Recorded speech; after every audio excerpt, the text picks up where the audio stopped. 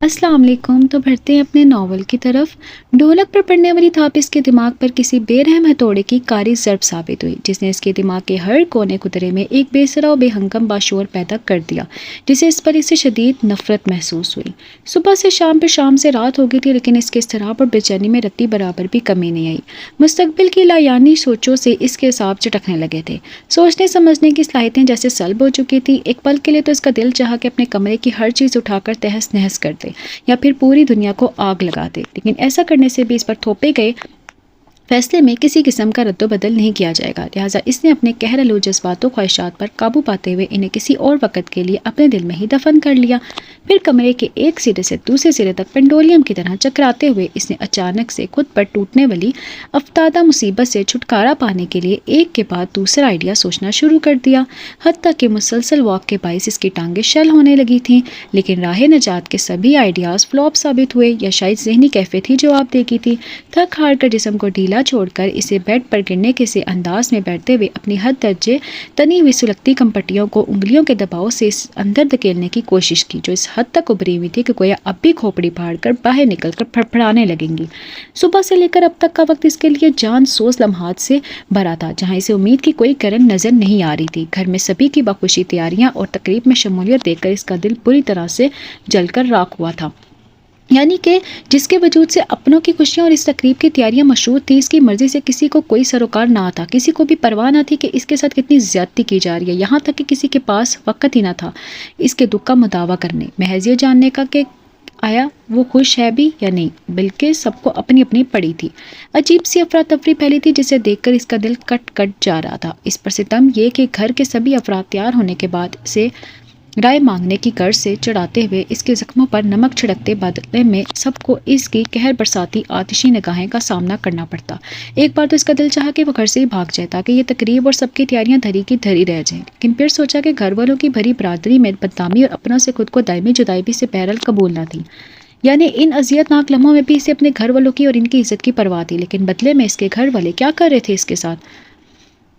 किसी एक ने भी तो इसकी साइड ना ली थी, किसी एक ने भी तो इसकी मदद ना की। चलो भाइयों ने तो गिलत था ना था कि इनकी कहाँ कोई चलने देता है, लेकिन मम्मी पापा से इसे सख्त नाराज़गी थी, क्योंकि वो तो दादी के सामने इसके लिए एहतजाज कर सकते थे, लेकिन उन्होंने भी बेबसी की झंडी लहराते हुए इसे बिल्कुल तनहा कर दिया। यानी अब कुछ नहीं हो सकता था सिवाय दादी के फैसले पर कुर्बान होने के। अभी इसकी सोच अपनी जिया हासिल पर ही चक फेरियाँ ले रही थी कि दीवार पर नस्ब ओल्ड ट्रेडिशन लखनऊई घड़ियाल ने 8 बजे का अलार्म बजा दिया। इस घड़ियाल की बनावट फैसलाबाद घंटा घर से मिलती जुलती थी, जिसका साइज आम घड़ियों से बड़ा था और ये मुकम्मल तौर पर लकड़ी से बनी थी। कभी ये घड़ियाल दाजी इसके लिए बतौर ख़ास लखनऊ से लाए थे, जिसका अलार्म इतना ज़ोरदार था कि हर घंटी इसकी गूंज पूरे हाशिम वाला में सुनाई देती थी। घड़ी की सुई को 8 के हिस्से पर नसब देखकर इसका दिल फिर से सुकड़ गया। या इलाही अब क्या करूँ? कुछ ही देर में रस्में शुरू होने वाली थी। ये सोचकर इसके स्टाल को एक बार फिर उबाल आया, लेकिन फड़फड़ाने के अलावा इसके हाथ में कुछ ना था। अजीब बेबसी थी। हाथों की उंगलियों को एक दूसरे के साथ शिकंजे की सूरत में बेविस करते हुए इन पर होंठ रखकर इसने बाकायदा आगे पीछे हिलना शुरू कर दिया।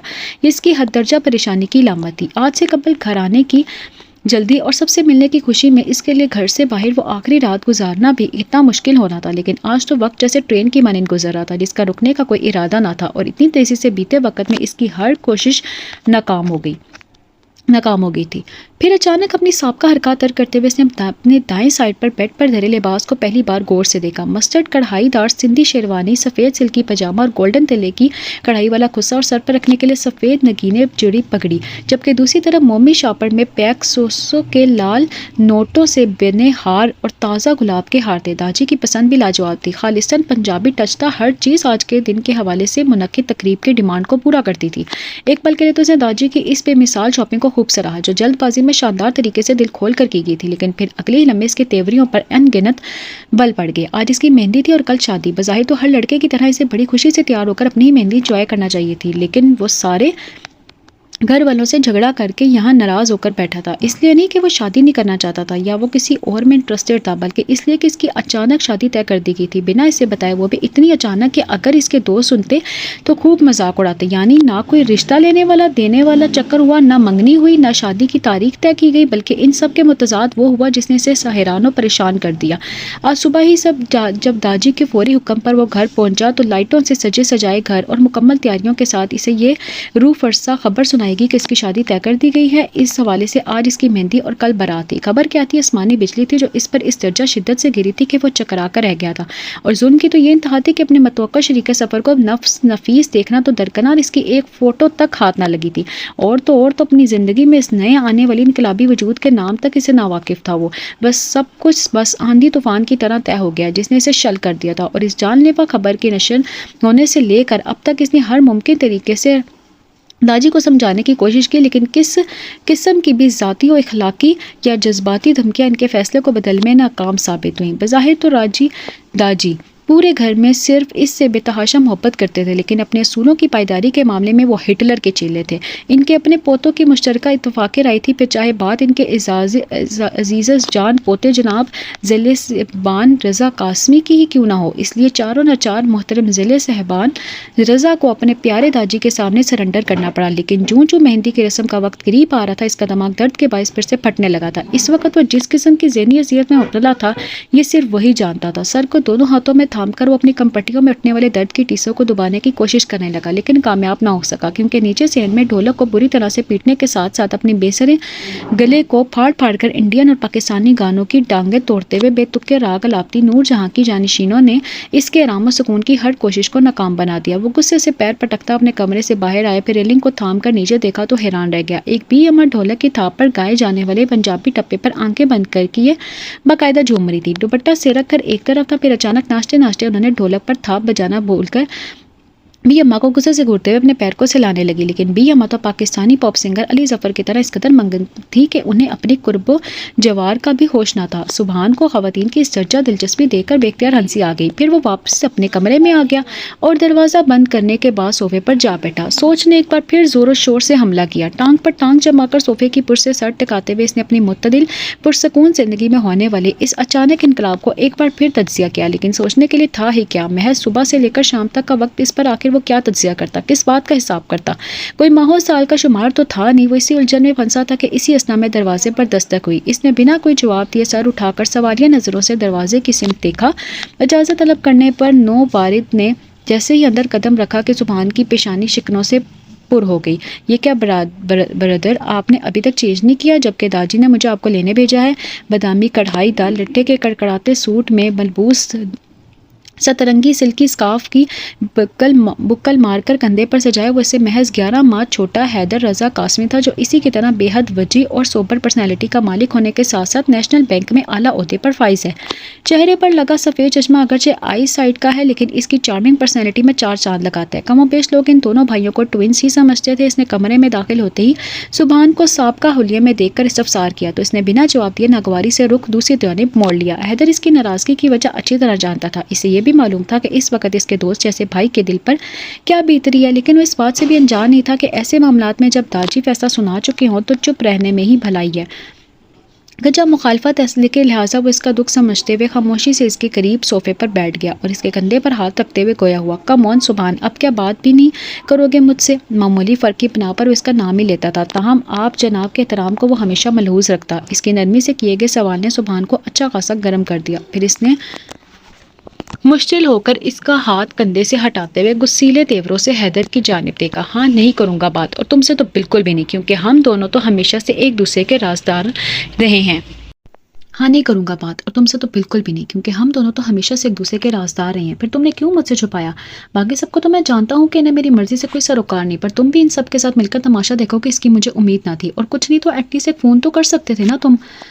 सुभान मौका मिलते इस पर फट पड़ा और ठीक ठाक भाई की क्लास ले डाली। हैदर ने इसके तकरीबन जायज़ शिकवे को बड़ी तवज्जो और इत्मीनान से सुना, क्योंकि वो जिस किस्म की सूरत हाल से गुजर रहा था कोई भी इंसान ऐसे ही रिएक्ट करता। हैदर बहुत कम को धीमे मिजाज और अपनी ज़ात तक महदूद रहने वाला इंसान था, जिसे दूसरों के मामलात में दखल अंदाजी कतई पसंद नहीं थी, बल्कि वो तो जियो और जीनो दो के मकूले पर अमल पेरा होकर अपनी ज़िंदगी सहल अंदाज में खामोशी और सुकून से गुजारने का कायल था। ताहम इसकी पूरे घर में सिर्फ बड़े भाई से गाड़ी छनती थी। दोनों भाई कोई भी काम करने से पहले एक दूसरे से सलाह मशवरा ज़रूर करते थे। हैदर ने भी सुभान की कैफियत का अंदाज़ा करते हुए इसके शिकवे को कतई बुरा ना माना और वजाहत देने लगा, नहीं सुभान, ये सच नहीं है, क्योंकि आप वही देख रहे हैं जो आपको नज़र आ रहा है, जबकि सच्चाई इसके बरक्स है। और वो ये कि मैं तो खुद 3 दिन से किसी काम के सिलसिले में आउट ऑफ सिटी था। जब वापस आया तो इस अचानक खबर ने मुझे भी हिलाकर रख दिया। फिर जब मैंने आपको इत्तला करनी चाहिए तो आप वहाँ से निकल चुके थे। दूसरी तरफ दादी ने घर में एक और मार्शल लॉ नाफिज कर दिया था कि आपको इस मामले की भनक तक ना पड़ने दी जाए कि किस सिलसिले में यूँ आपको अचानक बुलवाया जा रहा है। अब आप खुद सोचो कि दादी के खिलाफ जाकर कोई इनके उताब की बौछार सह सकता है भला? यकीन मानो सुभान, मैं भी ऐसा नहीं चाहता था, लेकिन खैर अब आपको ये अंदाज़ा तो हो गया होगा कि इस सारे किस्से में मेरा कितना कसूर है।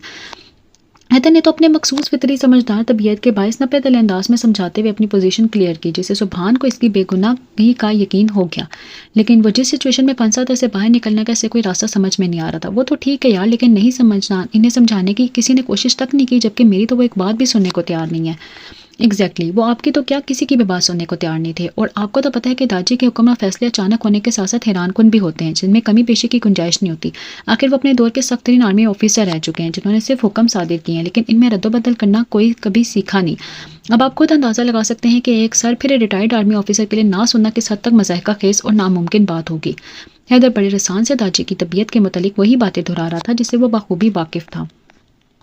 लेकिन एक बात यह भी है कि सुभान के दादी आपको बेहद चाहते हैं। हम सबसे ज़्यादा वो आपसे मोहब्बत करते हैं, और क्यों ना करें भाई, आखिर को आप इस खानदान के पहले चश्मो चिराग और इनके लाडले फरमाबरदार पोते जो हैं, इन्हें यहाँ पर बड़ा मान है क्योंकि आपने आज तक इनकी कोई बात नहीं डाली। इस मानो यकीन के तहत उन्होंने आपकी ज़िंदगी का इतना बड़ा फैसला कर दिया क्योंकि वो जानते थे कि आप हमेशा की तरह इस बात पर सर तस्लीम खम करेंगे। हैदर बेहद ज़हीन और मामला शनास इंसान था। बड़े तरीके से इसने बात का रुख मोड़ लिया ताकि सुभान मान भी जाए और दादी से खाइफ भी ना हो। ये सब तो मैं भी जानता हूँ यार, दादी से मैं भी बेहद मोहब्बत करता हूँ। मैं इन्हें दुखी कभी भी नहीं देखना चाहता, और अपने हवाले से तो बिल्कुल भी नहीं। लेकिन जो हो रहा है वो इतनी जल्दी हो रहा है, मेरी तो समझ में नहीं आ रहा क्या करूं। सुभान इसकी बातों से काफ़ी हद तक कायल हो चुका था, लेकिन फिर भी इसकी ब्रेन वॉशिंग में कोई कमी बाकी रह गई थी जो वो यूँ उलझते हुए खड़ा हो गया। मेरी माँ ने तो जो हो रहा है वैसा ही होने दे, और ये सोचकर मुतमईन हो जाएं कि आप हमारी होने वाली भाभी के साथ जल्दी एडजस्ट हो जाएंगे, क्योंकि मैंने सुना है कि वो बहुत नाइस है। बाकी रही जल्दी की बात, तो ये कोई इतना बड़ा इनकलाब नहीं है। शादी के बाद वक्त ही वक्त होगा एक दूसरे को समझने के लिए, फिर कोई नई बात थोड़ी है। हैदर ने शेरवानी इसकी तरफ बढ़ाते हुए रिलैक्स अंदाज में कहा, जिससे खामोशी से सुभान ने थाम लिया, लेकिन इसके आखिरी अल्फाज से फिर से गुस्सा दिला गए। हाँ, नई बात थोड़ी ना है, बस एक जरा सी शादी ही तो हो रही है। सुभान ने तंजिया अंदाज में इसकी बात को और रंग में पेश किया तो हैदर मुस्कुराहट होंठों तले दबाता कि सियानी बिल्ली बन गया। आई एम वेरी सॉरी यार, मैं ज़रा ज़्यादा बोल गया। इसने फ़ौरन माजरत की कि कुछ वो कपड़े फिर से वापस ना रख दे। तशन तशन तशन, अफसोस सदा अफसोस, किस कदर नाशुक्रे हैं लोग जिन्हें बिन मांगे ही शादी का लड्डू खाना नसीब हो रहा है और वो नाक मुंह चढ़ा रहे हैं, जबकि एक हम है मासूम दुनिया जो अपने छोटे होने की सजा के बायस इस लड्डू को चखना तो दूर की बात है, इसकी खुशबू तक को सूंघने के लिए तरस रहे हैं। सच भाई, मुझे तो शादी कितनी जल्दी है कि अगर दादी ने आपकी जगह मुझे ये खबर सुनाई होती ना, तो बा खुदा मैं झट से दूल्हा बनकर फट से घोड़े पर सवार हो जाता। और एक आप हैं जो सौ नखरे कर रहे हैं। मजीद अप्सरा निगारी न्यू एंट्री की जानिब से हुई थी, जो कब से दरवाजे में मुंह दिए दोनों भाइयों के माबैन होने वाली जरा को खुशगुजार फरमा रहा था। यह था इस घर के आखिरी और सबसे छोटे सपूत दानिश रजा कासमी, जो सुभान से तकरीबन 4 साल जबकि हैदर से 3 साल छोटे हैं और MA पार्ट 1 के स्टूडेंट हैं। दानिश की आदत फितरतन दोनों बड़े भाइयों से यकसर मुख्तलिफ है। इसकी तबीयत में बला की शौकी, लाआबली और मस्खरापन है, बल्कि वो हद दर्जा मुंहफट और गैर जिम्मेदार है। सारा दिन घर में लड़कियों की तरह फरकता रहता है। हंसना हंसताना मौजें उड़ाना इसकी ज़िंदगी का शेवा है। एक तरह से इसके वजूद से हाशिम वाला में रोना का, और सबसे बड़ी बात कि दानिश अपनी माँ आलिया रजा का बेहद लाडला है, बल्कि दानिश में तो इनकी जान बसती है। हर बात मुंह पर कह देता है। ताम दादी इसके सामने वो उल पुल बकने से परहेज करता है। घर में सभी इसे प्यार करते हैं, हत्ता के सुभान और हैदर भी इसका बेहद ख्याल रखते हैं, लेकिन अक्सर और बेशतर इसकी गलतियों पर इसे सजनिश भी करते हैं, जिन पर वो बिल्कुल भी कान नहीं धरता। अब भी इसने भाइयों के बीच कूदना जरूरी समझा कि बहरहाल से घर में भाभी के आने की सबसे ज्यादा खुशी थी। तानिश, ये क्या हरकत है, तुम लड़कियों की तरह चुप चुप कर हमारी बातें सुन रहे थे। हैदर ने इसे दरवाजे पर हाथ दाएं बाएं जमाकर शरारत से मुस्कुराता देखकर घूरा। ताहम सुभान खामोश रहा, क्योंकि वह जानता था कि अब तानिश की बात बेबात तक बंदियां शुरू हो जाएंगी। हैदर के डांटने पर वो हाथ झाड़ता अंदर ही चला आया। माफ़ी चाहता हूँ हजूर, क्या करूँ, हमारे घर में कोई लड़की नहीं है ना, इसलिए फरीजा भी मुझे ही अंजाम देना पड़ता है। अरे भाई, पल पल की खबर रखना मेरा फ़र्ज़ है। खैर, हमने तो सोचा था कि भाभी के आने से मेरी इस काम से छुट्टी हो जाएगी, लेकिन लगता है कि सुभान भाई के इरादे कुछ और ही बता रहे हैं।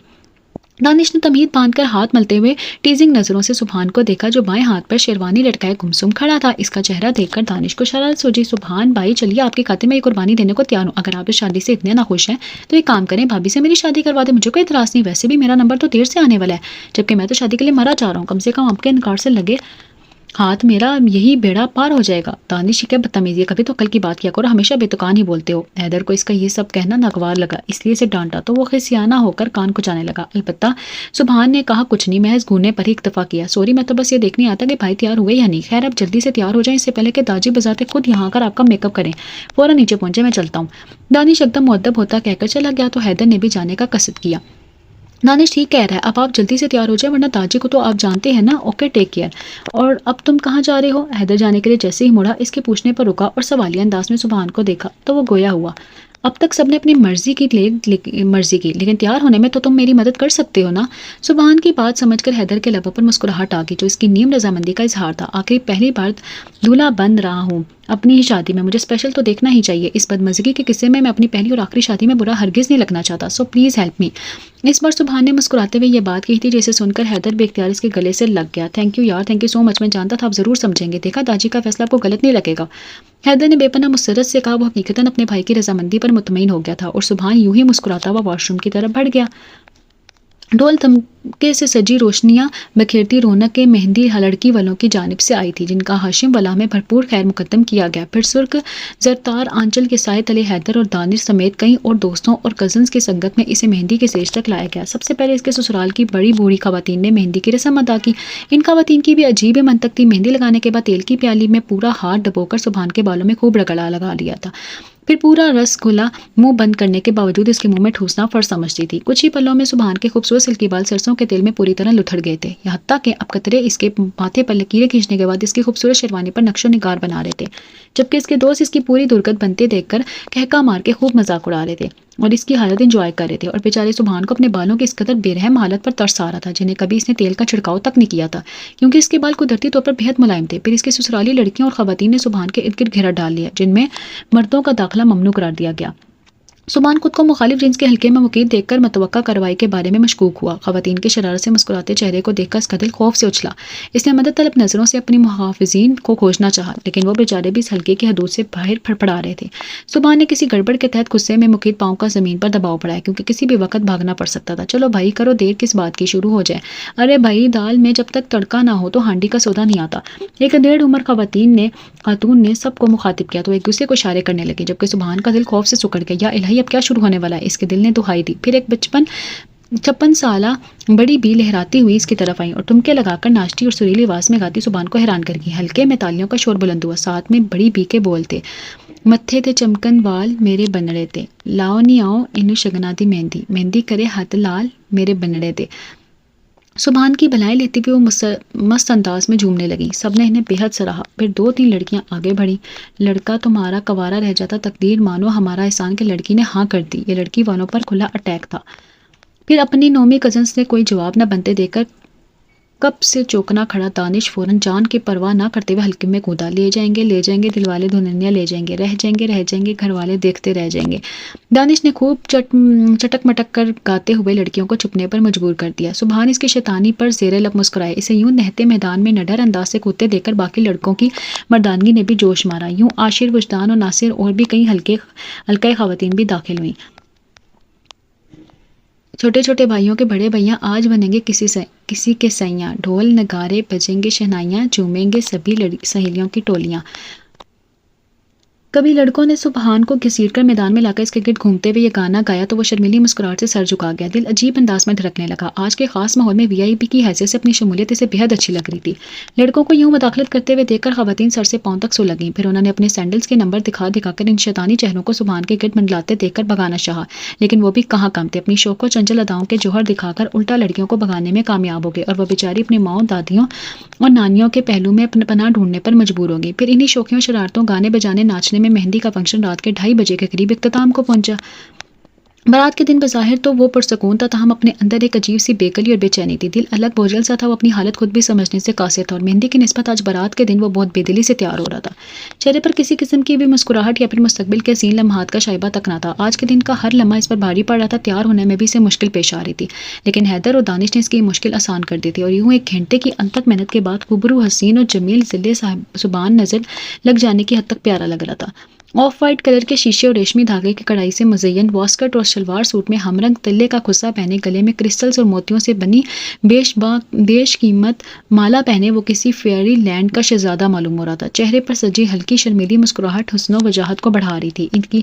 इनकी वालदा बेगम आलिया रजा ने बाकायदा 3-3 बार सुर्ख साबित मिर्चें अपने दिलारे बेटे के सर से वार कर चूल्हे में झोंकते हुए नजर उतारी। फिर बारात निकलने से कबल 2 काले बकरे बतौर सदका ज़िबा किए गए। फिर इसी मसरूफियत और अफरा तफरी में बैंड बाजों की धुन पर खुशी से झूमती नाचती गाती बारात हॉल में पहुंची, जहां दुल्हन वालों ने इनका शानदार बल्कि शानदार इस्तकबाल किया। रस्म निकाह के बाद घूंघट में लिपटी सिमटी सुर्ख टमाटरी लहंगे में हौले हौले अप्सराओं की सी शान से कदम उठाती दुल्हन को जैसे ही सुबहान के पहलू में बैठाया गया, इसका दिल अजीब सुरीले अंदाज में धड़कने लगा। इसकी गुलाबियाँ छलकाते चेहरे की शादाबियाँ और भी बढ़ गईं। अनाबी लबों तले मुस्कुराहट और गहरी होगी। इस पर ससुराली सालियों और कजन्स की छेड़छाड़, मेहमानों के इनकी परफेक्ट जोड़ी के बारे में पुरशौक और मायने खेज रिमार्क्स ने इसके दिलो जज्बात पर जमी बर्फ पिघलाने में अहम किरदार अदा किया। न जाने किस खदशे के ज़रिए से सुबहान ने अपनी नब्ज़ चेक की, लेकिन अगले ही लम्हे से हैरत का शदीद झटका लगा, क्योंकि इसकी नब्ज़ तो दिल से भी कई गुना ज़्यादा स्पीड से धड़कती मालूम हो रही थी। बिन देखे ये हाल है, जब देखूंगा तो सुबहान को अपनी खुद साख्ता सोच पर हैरानी हुई। घूंघट के बारे में दाजी की जानिब से सख्त हदायत पहले ही लड़की वालों को मिल चुकी थी, लिहाजा सबके समेत वो बेचारा भी दीदार से महरूम रहा। फिर सभी रसूमात से फारिग होकर रुखसती का आखिरी मरला भी गुजर गया और यूं ही हंसती मुस्कुराती बारात दुल्हन को लेकर हाशिम वल्ला लौटी, जहां एक बार फिर दूल्हा दुल्हन की मुशतरका नजर उतारेगी। फिर मुंह दिखाई की रस्म की बारी है। दुल्हन को एक बार फिर दूल्हा के पहलू में बैठाकर घूंघट से चांद चेहरे को ज़ाद कर दिया गया। सब भी सुबहान की दुल्हन के हुस्न खूबसूरती को देखकर मबहूत रह गए। किसी की भी जुबान इसके संदली रूप को सराहे बिना ना रह सकी।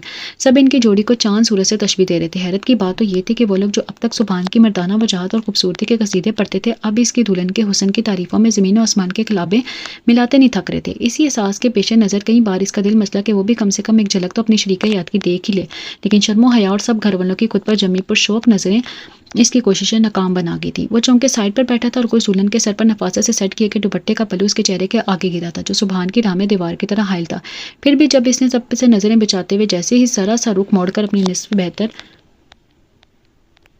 के रुख रोशन का दीदार करना चाह के बदले में सब कजन्स भाइयों और दोस्तों के ओह अहम हाँ जैसे चली कटी मजाक उड़ाती आवाज़ों ने इसे बुखलाकर रख दिया। सुहेल ने तो बाकायदा सीटी बजाकर इसे सरजनिश की। आसिम और वकार भी इसे नो चांस का बोर्ड दिखाकर चढ़ा रहे थे। सुबहान को नए सिरे से गुस्सा आया। हद हो गई, यानी अब अपनी बीवी की शक्ल भी नहीं देख सकता। इसने दिल में भरपूर चीखते हुए एहतजाज किया। रही से ही कसर दानिश ने शेर की दुम पर पाँव रखकर पूरी कर दी।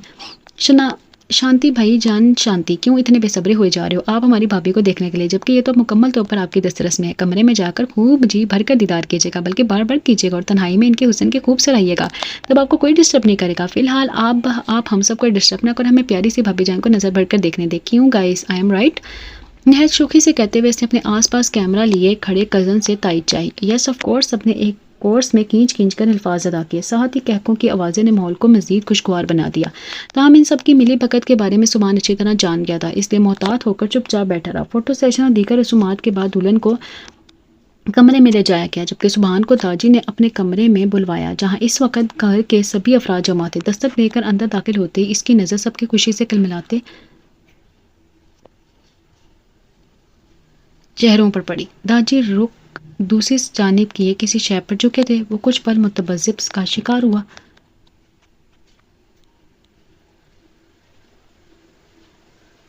हाँ, आपने बुलाया दाजी? इसने सबकी तरफ देखकर झिझकते हुए पूछा। बदले में सब मुंह पर हाथ रखकर हंसने लगे। वो हैरान हुआ, तब दाजी एक झटके से मुड़े और इस पर नजर पड़ते ही जोशो मशरत से गोया हुए ज़िल्ले आजा मेरे रसगुल्ले। दाजी ने बाचे को लाकर खुशी से चहकते हुए से अपने मखसूस लाड मोहब्बत वाले अंदाज से पुकारा। सब घर वाले से सुबहान कहते थे, माँ सिवाय दाजी के जिनका वो बेहद लाडला था, इसलिए सिर्फ वही इसे ज़िले के नाम से बुलाते थे। लेकिन जब भी ज़रूरत से ज़्यादा लाड आता तो उसे मिठाइयों के मुख्तलिफ नामों से मुखातिब करते थे। आज भी इन्हें अपने पोते पर ज़रूरत से ज़्यादा प्यार आ रहा था, क्योंकि हर बार की तरह इससे भी इसने फरमाबरदारी का सबूत देते हुए इन्हें बेपनाह खुशी दी थी। अरे तू अभी तक वहीं खड़ा है पुत्र, आजा मेरे सीने नाल लग के ठंड पा रे।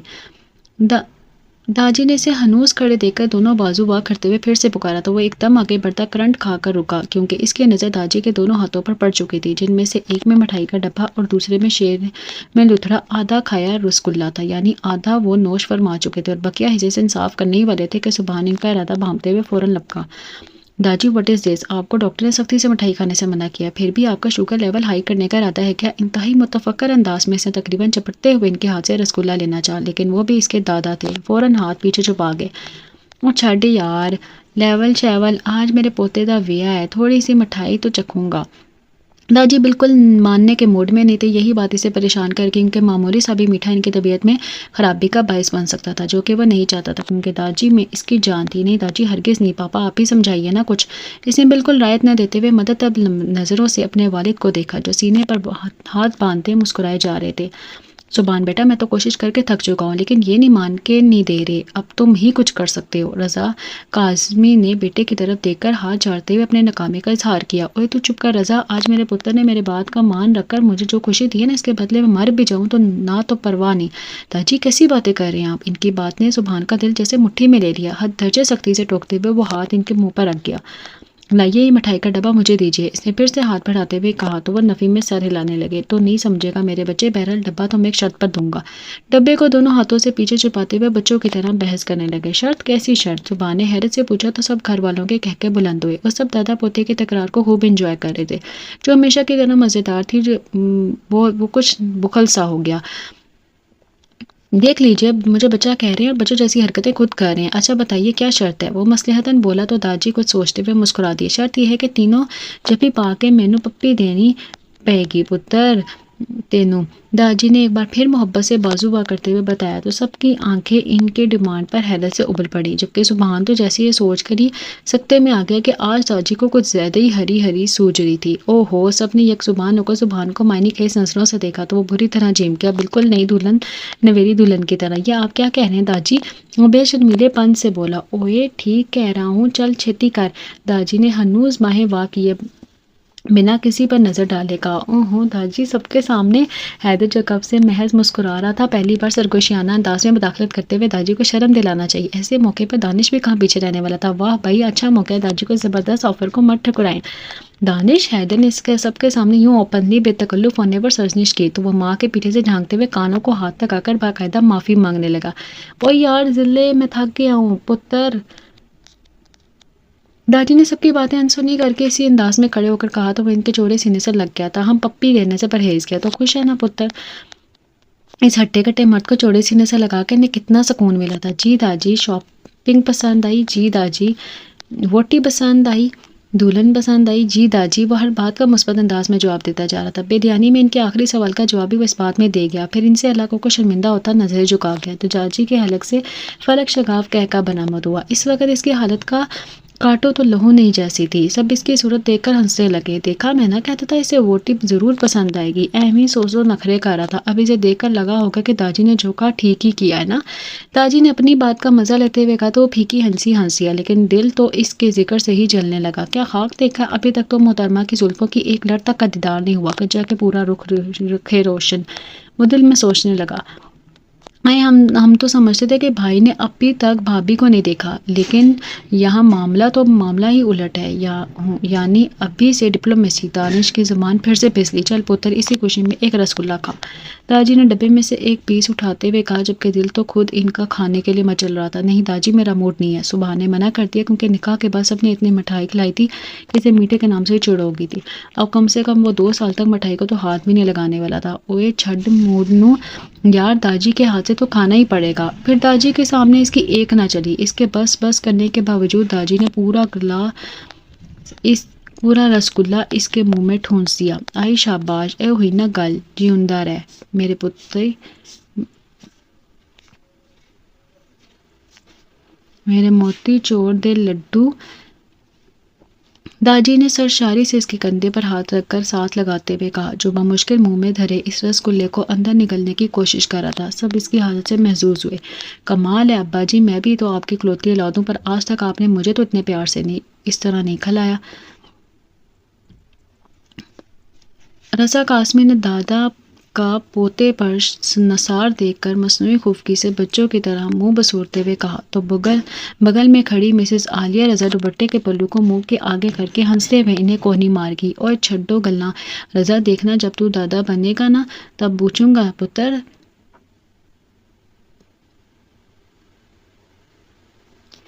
पोतियाँ ज़्यादा सोहने लगदे ने पोते, या तो दस्तूर है पुत्र के औल से ज़्यादा औलाद प्यारी होती है, और जलियन नस्ल परस्ती चीज़ ही ऐसी है।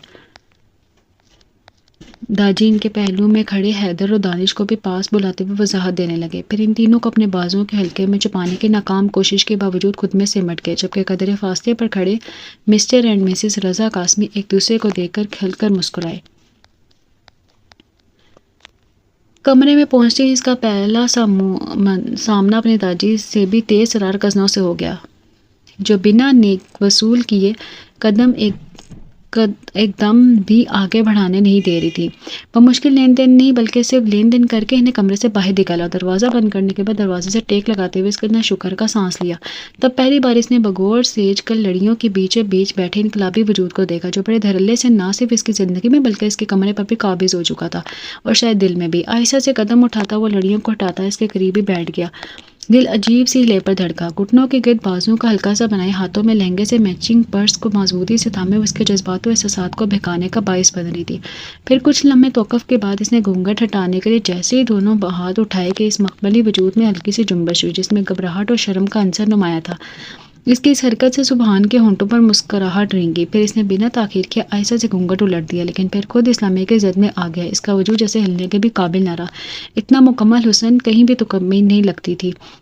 सफ़ेद व दहिया रंगत में बला की मासूमियत झलक रही थी। सतवां मटर की फली की तरह खड़ी नाक में झलमलाती सोने की लौंग किस कदर सूट कर रही थी। भरे भरे गुलाबी गालों में हल्की शर्मीली मुस्कुराहट की वजह से पड़ते डिंपल कितने भले लग रहे थे। होंठों की तराश खराश भी हद दर्जा नुमाया और खूबसूरत थी। बड़ी बड़ी मेकअप से सजी आंखें पल भर में ही इसका दिल लूट कर ले गई थी। वाकई दाजी ठीक कहते हैं थे, इनका फैसला 100% दुरुस्त था, क्योंकि वह हसीन यानी हसीन तरीन थी। माशाल्लाह, चाँद सूरज की जोड़ी। मोहम्मद करीब ही कोई मानूस सी आवाज़ गूंजी। अब इसे समझ में आ रहा था कि सब इसकी बजाय इसके दुल्हन की तारीफ क्यों कर रहे थे, क्योंकि वो थी ही सराहे जाने के काबिल। सुबहान अपनी किस्मत पर जितना रश करता काम था। रोटी पसंद आई? दाजी ने इसके कान के करीब जैसे सरगोशियाना अंदाज में पूछा। पसंद आई दाजी, बेहद पसंद आई। बिना पलक झपकाए इसने ज़ेरे लब बड़बड़ाते हुए जवाब दिया। कुछ लम्हे फिर खामोशी की नज़र हो गए। वो बहुत कुछ कहना चाहता था, अपनी मखमूर जज्बात की दास्तानें, अपने बेकाबू दिल की कैफियत, अपनी पहली नज़र की मोहब्बत का इजहार, बहुत कुछ था इसे बताने के लिए, लेकिन अल्फाज जैसे दिमाग की गुर्दी में उलझ से गए थे। क्या कहे, कैसे कहे, किस तरह से शुरू करे, इसे कुछ समझ में नहीं आ रहा था। कुछ सोचते हुए वह ज़रा सा सीधा हुआ। अहम इसने बात शुरू करने से पहले गला खनकारा। बदले में मुकाबिल ने पूरी आंखें खोलकर इसे देखा। सुबहान कुछ घबराया कि आखिर कहे क्या। वो दरअसल में अहम लफ्ज़ टूट कर अदा हो रहे थे। इसने फिर से गला साफ़ किया, जबकि वो मुकम्मल तौर पर इसकी तरफ मतवज्जा थी। अरे गला ख़राब है, आपको खांसी आ रही है, आपने दवाई नहीं ली क्या? ये तो बहुत बुरी बात है। इतने बड़े होकर इतनी लापरवाही, वेरी बैड। इतने सवाल, वो भी इस कदर बेतकल्लुफ़ाना अंदाज में। सुबहान हैरत तो शश्चर रह गया, लेकिन इससे भी ज़्यादा ज़ोरदार झटका अगले लम्हे लगा जब इसका हाथ थाम कर बोली, लो कर लो बात। पता है आपको, अम्मा भी कहती हैं कि जब गला ख़राब होता है तो साथ ही ज़ुकाम भी हो जाता है, सर्दी भी लगने लगती है, और जब ज़्यादा सर्दी लगे ना तो बुखार भी हो जाता है, और अगर बुखार बिखर जाए तो टाइफाइड भी। और अरे नहीं, आपको कहीं बुखार तो नहीं हो गया? तफसीली तौर पर इसे आगाह करते हुए अचानक रुककर वो इसकी पेशानी पर हाथ रखकर चेक करती। सुबहान के ऊपर हैरतों के पहाड़ तोड़ गई। आवाज़ अगरचे बेहद हसीन थी, तहम शर्म, हिचकिचाहट और अजनबियत से आरी लहजा हद दर्जा बेबाकी और बेबाक था। वो कहीं से भी चंद लम्हे पहले बेयाही जाने वाली दुल्हन नहीं लग रही थी, बल्कि वो तो बिना पलक झपकाए इसे इस तरह मुखातिब जैसे बरसों से जानती हो। कर लो बात। हो तो बताना ही भूल गई। परसों जब सारी औरतें मुझे उपटन लगाने आई थी ना, तो मैंने ढोलक के साथ खूब गाने गाए थे, डांस किया था, और ज़्यादा गाने की वजह से मेरा गला भी ऐसे ही ख़राब हो गया था। तब अम्मा भी ने मुझे सिरप पिला दिया था, जिससे मेरा गला फ़ौरन ठीक हो गया और खांसी भी रुक गई। और पता है, अम्मा भी ने वो सिरप मेरे पर्स में डाल दिया था ताकि मैं एक चम्मच यहाँ आकर भी पी लूँ, लेकिन मुझे तो आप इसकी ज़रूरत ही नहीं, क्योंकि मेरा गला अब तो बिल्कुल ठीक है। कंधे उचकाकर लापरवाही से सारी बात बताकर वो खामोश हुई, लेकिन सुबहान को लगा इसकी ज़िंदगी में तारीकी छा गई। इसने तो सुना था शादी की पहली रात लड़कियां बेहद शर्माती घबराती हैं, बोलना तो दूर की बात, महज वो हूँ हाँ से काम चलाती है। लेकिन यहाँ तो ऐसा भी कुछ नहीं था, सब कुछ इसके उलट और इसकी सोच के बरक्स हो रहा था। हूँ हाँ तो बहुत मामूली बात थी, जबकि वो यहाँ तो बातों की लंबी लिस्ट थी। अरे ज़रूरत क्यों नहीं है, आपकी भी तो खांसी है ना, लो कर लो बात। एक मिनट, कुछ याद आने पर वो फिर से पुरजोश हुई और हाथ में पकड़ा पर्स टटोलने लगी। लो कर लो बात शायद इसका तकिया कलाम था, जिसे वो मुहावरतन ज़रूर इस्तेमाल कर रही थी। सुबहान मुँह चंद मिनट की गुफ्तगू से ये समझ पाया था, वो बगौर इसे देख रहा था। ये लीजिए और फ़ौरन 2 चम्मच पी लीजिए। चम्मच पी डालिए, लीजिए। पर्स में से छोटी सिरप की बोतल निकालकर इसकी तरफ बढ़ाते हुए इसने कहा तो सुभान भौंचक्का रह गया। फिर इसने खुद ही वो बोतल सुभान का हाथ पकड़कर थमा दी और वो बुत बना शीशे की बोतल को घूरने लगा। क्या हो रहा था ये सब? वो तो सोच रहा था आज रात वो अपनी शरीका सफर से ढेरों बातें करेगा, इसे दाजी की खबर खुद पर जबरदस्ती थोपेगे फैसले और अपने गुस्से और नाराजगी का शिकवा करेगा। फिर जब वो हल्का सा रूठेगी तो वैसे मोहब्बत से मनाएगा और दिल से इसे अपने आने का यकीन दिलाएगा। फिर जिंदगी फिर भर साथ निभाने की कसमें, एक दूसरे से उम्र भर वफा करने की अहद-ओ-पमा, मुस्तकबिल के हवाले से मंसूबा जात। क्या कुछ नहीं सोचा था, लेकिन इसके सभी ख्यालात भरी रेत की महल की तरह ढह गए। वो जो सोच रहा था कि रस्मन अपनी बीवी से प्यार और मोहब्बत के डायलॉग बोलेगा, फिर धीरे धीरे वो नीम सरगोशियाना अंदाज में इसके कानों में वफा का रस टपकाएगा, जिस पर वो शर्माएगी, कभी हया से अपना चेहरा हाथों में छुपाएगी, फिर उसे सताने के लिए बेतुकान बोलता जाएगा और वो सिर्फ हंसेगी। लेकिन यहाँ तो वो बेचारा खुद लबों पर चुपका कुफल लगाए होंकों की तरह से फिर से सुन रहा था, जो इतनी देर से पटर पटर बोल रही थी बिना आज के दिन का लिहाज किए। कहाँ तो उसने सोचा था कि वो अपनी शौक नज़रों, मखमूर जज्मों और हाथों की मीठी जसारत से इसे तंग करेगा तो वो शर्म के एहसास के तहत खुद में सिमट जाएगी। लेकिन यहाँ तो शर्म वाला मामला ही नहीं था, बल्कि वो मोहतरमा तो खुद इसे हाथ लगाते हुए बेतकल्लुफी से छू रही थी और शर्म का कोई अनोखा छूता सा जज्बा इसके अंदर बेदार ना हुआ था। सुबहान जैसे जैसे सोच रहा था इसका दिल बोझल हो रहा था, होंठों को सीए वो कब से इसी सोच में कर था कि अचानक इसे ख्याल आया यहाँ खामोश बैठने से तो गुजारा ना होगा, आखिर कोई तो बात करनी ही होगी। फिर वो लफ्ज़ों का तरदीब देते खोया हुआ, वो एक्चुअली मैं तुमसे ये कहना चाहता था बात अभी इसके मुंह में ही थी कि इसने सुबहान के लबों पर उंगली रखकर इसे खामोश करवा दिया। ये हैरत का मजीद एक और झटका।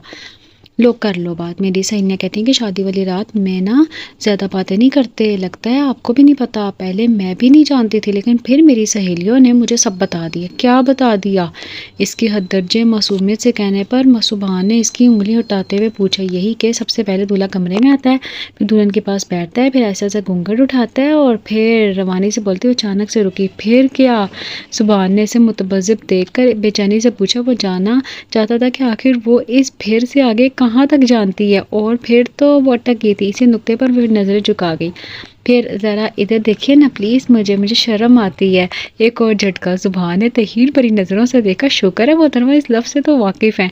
वो दिल ही दिल में खुश हुआ। इधर देखिए ना। वो इसे टुकर टुकर देखता पाकर उंगली उसे मुखालिफ से इशारा करते हुए इस कदर मासूमियत से बोली कि सुबहान के होंठों पर मुस्कुराहट रेंगी। इतने अरसे में पहली बार ही मुस्कुरा रहा था। फिर इसी तरह रुख फेर गया। तभी से जल्दी से हाथ में पकड़ा पर्स एक बार फिर से खोला और इसमें से सुर्ख रंग की छोटी सी डायरी निकाली। साथ ही कनखियों से सुबहान को भी देखा, जो रुख दूसरी जानिब केस के बोलने के इंतजार में था। फिर वो बेसब्री से डायरी के सफ़ात उलटने लगी। दूल्हा भी आ गया, हाँ घूंघट भी हो गया।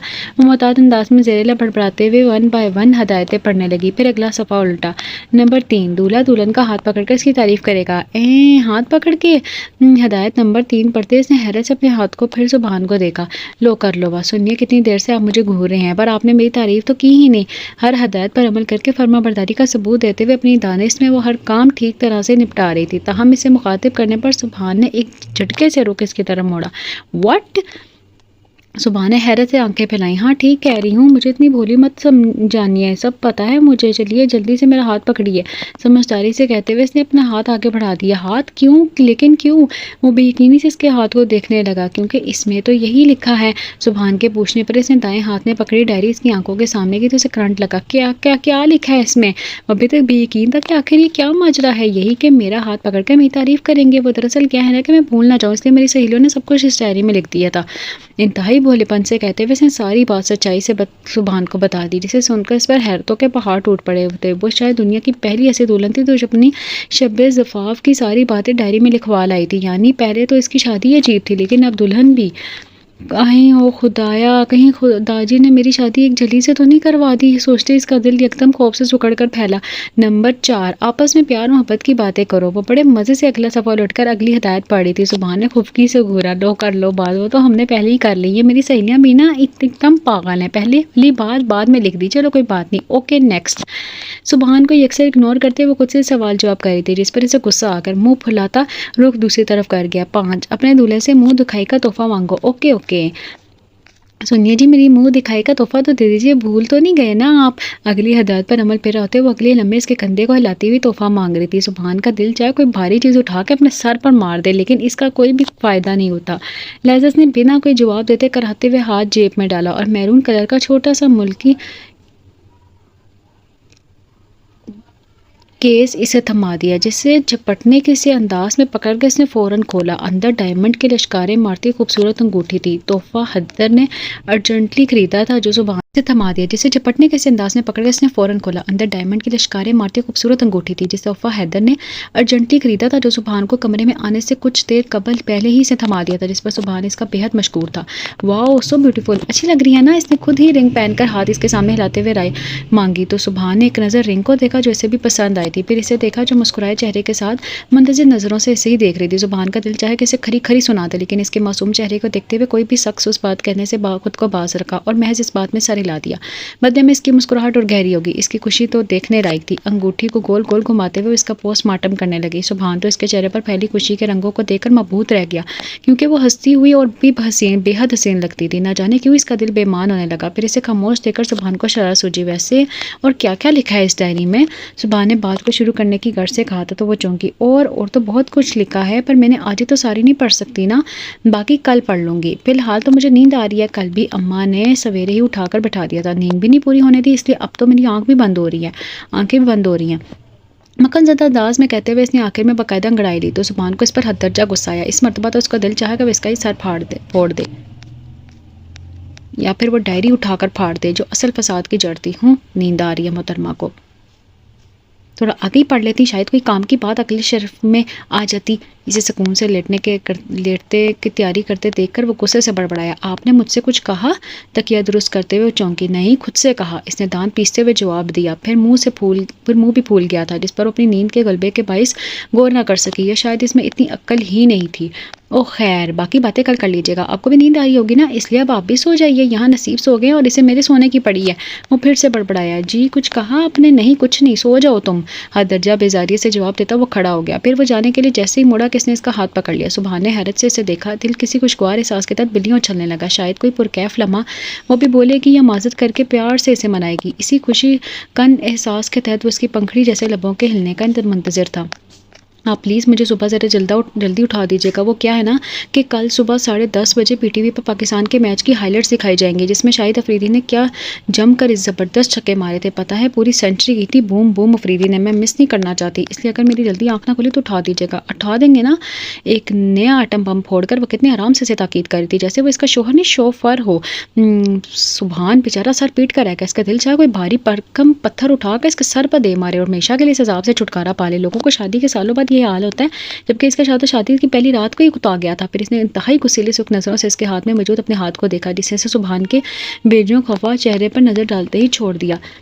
Okay good night, have sweet dreams. इसे गुड नाइट कहकर जना जवाब दिए बना पर वह कंबल सर तक तान कर आंखें मूंद गई, जबकि सुबहान को लगा उसके जख्मों पर नमक छिड़क रही हो। सुबहान ने इस कदर सुलगती नजरों से इसे देखा जैसे अपनी निगाहों की तपिश से इसे भस्म करने का इरादा हो। बिना लिबास तब्दील किए, बिना जेवर उतारे, बल्कि यूं ही बनी सवरी पूरी संगार समेत इसके सब्र का कड़ा इम्तिहान वो लेती। वो कितने आराम से सोई थी। फिर वो इस पर लानत पेशता बेड की दूसरी साइड पर आकर बैठ गया। कई लम्हे बाल मुट्ठी में जगड़े वो अपनी जिया और नुकसान का हिसाब किताब करता रहा। फिर एक नज़र साइड पर देखा, जहाँ वो जालिम हरजाई सीढ़ी दर सीढ़ी नींद के अंधेरों में खुंडरों में उतर चुकी थी। इसे नए सिरे से गुस्सा आने लगा। फिर लाइट बुझाकर वो जलता कुर्ता खुद भी लेट गया। ये थी इनकी गोल्डन नाइट, जो एक जालिम हरजाई हाल ही की बेफिक्री से सोते देखकर, जबकि दूल्हा मजलूम मुस्तकबिल की फिक्र में रोते रोते गुजर गई। सारी रात इसकी आंखों में गुजर गई। न जाने रात के कौन से पहर नींद इस पर मेहरबान हुई थी। ट्रेन तेजी से इसके करीब आती जा रही थी और वो खुद को रेल की पटरी पर बैठा बेबस महसूस कर रहा था। अरे सुनिए, उठ जाइए प्लीज़, देखिए उठ जाइए प्लीज़ प्लीज़, ऐसा मत कीजिए। कितनी निस्वानी आवाज़ इसके ताक़ुब में थी। ट्रेन और भी नज़दीक आ गई थी और खुद भी हटना चाहता था, भाग जाना चाहता था, लेकिन वो खुद भी ऐसा करने की ताकत में नहीं पा रहा था। उठ जाइए ना प्लीज़, आखिर आप सुनते क्यों नहीं है? फिर से वही आवाज़ें से झंझोड़ने लगी, लेकिन इसके पाँव जैसी बेड़ियों में जकड़े जा चुके थे। फिर अचानक ट्रेन बेहद नज़दीक आ गई और वो वहीं बैठा रहा। मसलसल अलार्म बजाती ट्रेन में से रेड झंडी को तेज़ी से लहराता हुआ वो शख्स न जाने क्या समझाना चाह रहा था। फिर तूफान किसी तेज़ी से आई ट्रेन का वो ज़ोरदार धमाका इतने ज़बरदस्त था कि इसने झटके से आंखें खोल दी। पसीने में पूरी तरह शराबुर, सीने पर दोनों हाथ रखे वो पुरसकून ही तो लेटा था, लेकिन दिल की धड़कनें बेहद तेज़ थी। इसने गौर करने की कोशिश की, कहीं कोई शोर किस किस्म का खौफ नहीं था, बल्कि हर तरफ एक सुकून आवर खामोशी थी। उठ भी जाइए ना प्लीज़, कब से उठा रही हूँ, आखिर आप सुनते क्यों नहीं? इसका दिमाग पेचीदगियों में फंसा था कि फिर से वही मानूस सी निस्वानी आवाज़ करीब ही उभरी। कंधे पर उंगलियों का दबाव महसूस हुआ। धुंधली सी आंखों में झिलमिलाता वो अक्स। इसने साहब को को झंझोड़ने की कोशिश की, फिर आहिस्ता आहिस्ता वो शोरी दुनिया में लौटा। हाय अल्लाह, मुझे तो इनका नाम भी नहीं पता, आप कैसे उठाऊँ इन्हें? सादा से लिबास में वो जानी पहचानी सी इसके सर पर खड़ी बड़बड़ा रही थी। एकदम हड़बड़ा कर उठ बैठा कि क्या हुआ है? सुबहान ने मुकम्मल होश में आते ही इसे हैरान और परेशान देखकर पूछा। फजर की अज़ान हो गई है, इसने बेचैनी से हाथ मलते हुए पहली बार मुख्तसर जवाब दिया। फिर मैं क्या करूँ? सुबहान ने नसमझी से देखा। फिर क्या, न मुझे नमाज पढ़नी है, टाइम निकला जा रहा है। इसने घड़ी की तरफ इशारा करते हुए कहा। तो पढ़ लो, मैंने कब मना किया है? वो अभी भी नहीं समझा था। कैसे पढ़ लूँ, जाए नमाज तो है ही नहीं, इसलिए तो आपको उठा रही थी, पर आप सुन ही नहीं रहे थे। अब जल्दी से मुझे जाए नमाज ला कर दीजिए, वरना मेरी नमाज कज़ा हो जाएगी, अम्मा भी बहुत डांटेंगी। आदत के मुताबिक तफसील से जवाब देते हुए इसे जगाने का मकसद बताया तो वो सर पिट कर रह गया। यानी महज इसलिए कि इसकी नींद ख़राब की थी कि वह मुश्किल आखिर पहर ही सो पाया था, जबकि वह मोहतरमा तो जी भर के अपनी नींद पूरी कर चुकी थी। फिर बिना जवाब दिए गुस्से से कंबल हटाकर उठा और वार्डरोब की तरफ बढ़ गया। दोनों पटवार करने के बाद इसने नींद भरी आंखों से पूरे वार्डरोब को खड़े खड़े खंगाला और फिर आखिरी कैबिन में से जयनमाज नजर आ गया। जयनमाज निकाल कर इसे थमाया और खुद फ़ौरन बिस्तर पर आकर ऊंधे मुँह गिर गया और अपनी वाली साइड पर बड़ा तकिया उठाकर मुँह पर रख लिया ताकि आराम से सो सके। लेकिन कुछ ही सेकंड बाद वो फिर से इसके सर पर आ खड़ी हुई थी और अब इसके बाजू खचकोले देते हुए इसे उठा रही थी। अब क्या है? सुबहान को अपनी किस्मत और नींद दोनों के खराब होने पर शदीद गुस्सा आ गया, लेकिन अगरचे वो अब तक ज़ब्त का मुजाहरा करता आया था, ताहम इस मरतबा वो कदरे दृष्टि से धड़ा। लो कर लो बात, आपने नमाज नहीं पढ़नी? अजानें भी कब की ख़त्म हो चुकी हैं, आपको नहीं पता? बाबा कहते हैं कि मर्दों को बाजुमात नमाज अदा करनी चाहिए, लेकिन आप तो काफ़ी लेट हो गए। चलिए शाबाश, उठिए और जल्दी से नमाज पढ़नी चाहिए। वो बाजू से पकड़कर तकरीबन घसीटते हुए नमाज के लुक्साने लगे। सुबहान अगरचे 5 वक्त का पाबंद नमाजी नहीं था, लेकिन फजर की नमाज ज़रूर अदा करता था, पर आज नमाज पर नींद गालिब आ रही थी, इसलिए वो सुस्ती कर रहा था। लेकिन मेरी ज़िद्दी लड़की के सामने एक ना चली और इसने सुबहान को उठा कर ही दम लिया। वैसे गुस्से से घुरते हुए पाँव में चप्पल एड़स कर नमाज के लिए निकल गया। वॉशरूम से नहाकर निकला तो इसे टैची केस के साथ धींगा मिश्ती करते पाया, जो कभी से टैची को मुक्का और कभी थप्पड़ों से पीट रही थी, लेकिन वो फिर भी खुल नहीं रहा था। बेजारियत और नेम और गुस्से के बावजूद इसका चेहरा इस कदर खिल रहा था कि कुछ पल के लिए तो सुबहान होशो हवास से बेगाना हो गया था। फिर वो इसकी मदद के लिए ख्याल से आगे बढ़ा ही था कि रुक गया और दानिशा नज़रअंदाज करते हुए रुख मोड़ गया। अनोखी सी ख्वाहिश दिल में उभरी के वैसे खुद मुखातिब करे। न जाने क्यों कल रात से इसका अंदाज़ तखातुब जो लफ्ज़ सुनिए से शुरू होता था अच्छा लगने लगा था। सुनिए जी, सुबहान की मंशा के मुताबिक उससे पुकारी थी। सुबहान का दिल झूम उठा। कहिए जी, इसने शर्ट के कफलिंग्स बंद करते हुए लापरवाही संजीदगी से जवाब दिया। अटैची केस खोल दीजिए ना, मेरे सारे कपड़े इसके अंदर हैं, मैं कब से कोशिश कर रही हूँ पर यह मनहूस खोल ही नहीं रहा है, आप प्लीज़ मेरी मदद कर दीजिए ना। इसने बेहद प्यार से इल्तिजा की तो सुबहान खामोशी से मुस्कुराता हुआ अटैची की दूसरी साइड पर इसके बिल्कुल सामने बल्कि बेहद करीब बैठ गया। दरमियान में महज अटैची का ही फासला था। नंबर बोलो, सुबहान ने अटैची का माना करते हुए पूछा। लो कर लो बात, आप ही कमाल करते हैं, नंबर याद होता तो क्या मैं आपसे मदद मांगती? अपने तौर पर समझदारी का मुजाहरा करते हुए सुबहान की बात का मजाक उड़ा रही थी। जैसे महसूस करते हुए बोला, वो तो मुझे भी मालूम है, लेकिन मैडम शायद आपको पता नहीं ऑटोमेटिक है, बिना कोड लगाए में तो क्या इसे कोई मैकेनिक भी नहीं खोल सकता है। इसलिए बराए मेहरबानी अगर आपके पास एक अदद दिमाग है तो इस पर ज़रा जोर डालें, ज़्यादा ना सही लेकिन पहले 3 नंबर तो याद करने की कोशिश करो, अदरवाइज़ ये नहीं खुलने वाला। आई बात समझ में? सुबहान ने इसकी अक्ल पर मातम करते हुए वाज़ेह अल्फाज में तंज किया था, लेकिन वो तो वाकई अक्ल से पैदल थी। इसका तंज खाक समझती उल्टा परेशान होगी। वो तो मैं भूल गई, लेकिन अरे याद आया, शायद 624 है। मुरझाए चेहरे के साथ कुछ पल की खामोशी के बाद वो एकदम याद आने पर गर्म जोशी से बताने लगी। तब सुबहान ने तशक्कुर का कलमा पढ़ा और नंबर्स अप्लाई करने लगा। अरे नहीं, ये वाला नहीं, आई थिंक 246 है। वो अभी नंबर घुमा रहा था कि इसने सुबहान के हाथ पर हाथ रखते हुए रोक दिया। सुबहान ने तासुब से सारे लाया और गहरी सांस खारिज करता हुआ इसका बताया गया नया नंबर नए सिरे से अप्लाई करने लगा। नहीं, शायद ये वाला भी नहीं है, मुझे लगता है 462 है। इसने एक बार फिर हाथ रोका, ताहम इस मजीद सुबहान का गुस्सा आ गया। आई एम सॉरी, शायद मुझे ठीक से याद नहीं, लेकिन इतना याद है कि इन तीनों नंबरों में से कोई नंबर है। सुबहान के चेहरे के बिगड़े तासुरात पर नजर डालते हुए उंगलियां मरोड़ते हुए वजाहत देने लगी, लेकिन सुबहान इसका जवाब सुनकर आग बगोला हो गया। व्हाट रबिश, इतना टफर हो क्या तुमके? तो 3 नंबर याद नहीं रख सकती? सुबहान ने टैची बेड की दूसरी साइड पर उछालते हुए गुस्से से कहा। तो वो बोली, याद तो हैं, बस सीक्वेंस भूल गई हूँ। और आप भी कमाल करते हैं, इतने हट्टे कट्टे हुए अटैची नहीं खोल सकते, आप तो इतने बॉडी बिल्डर हैं।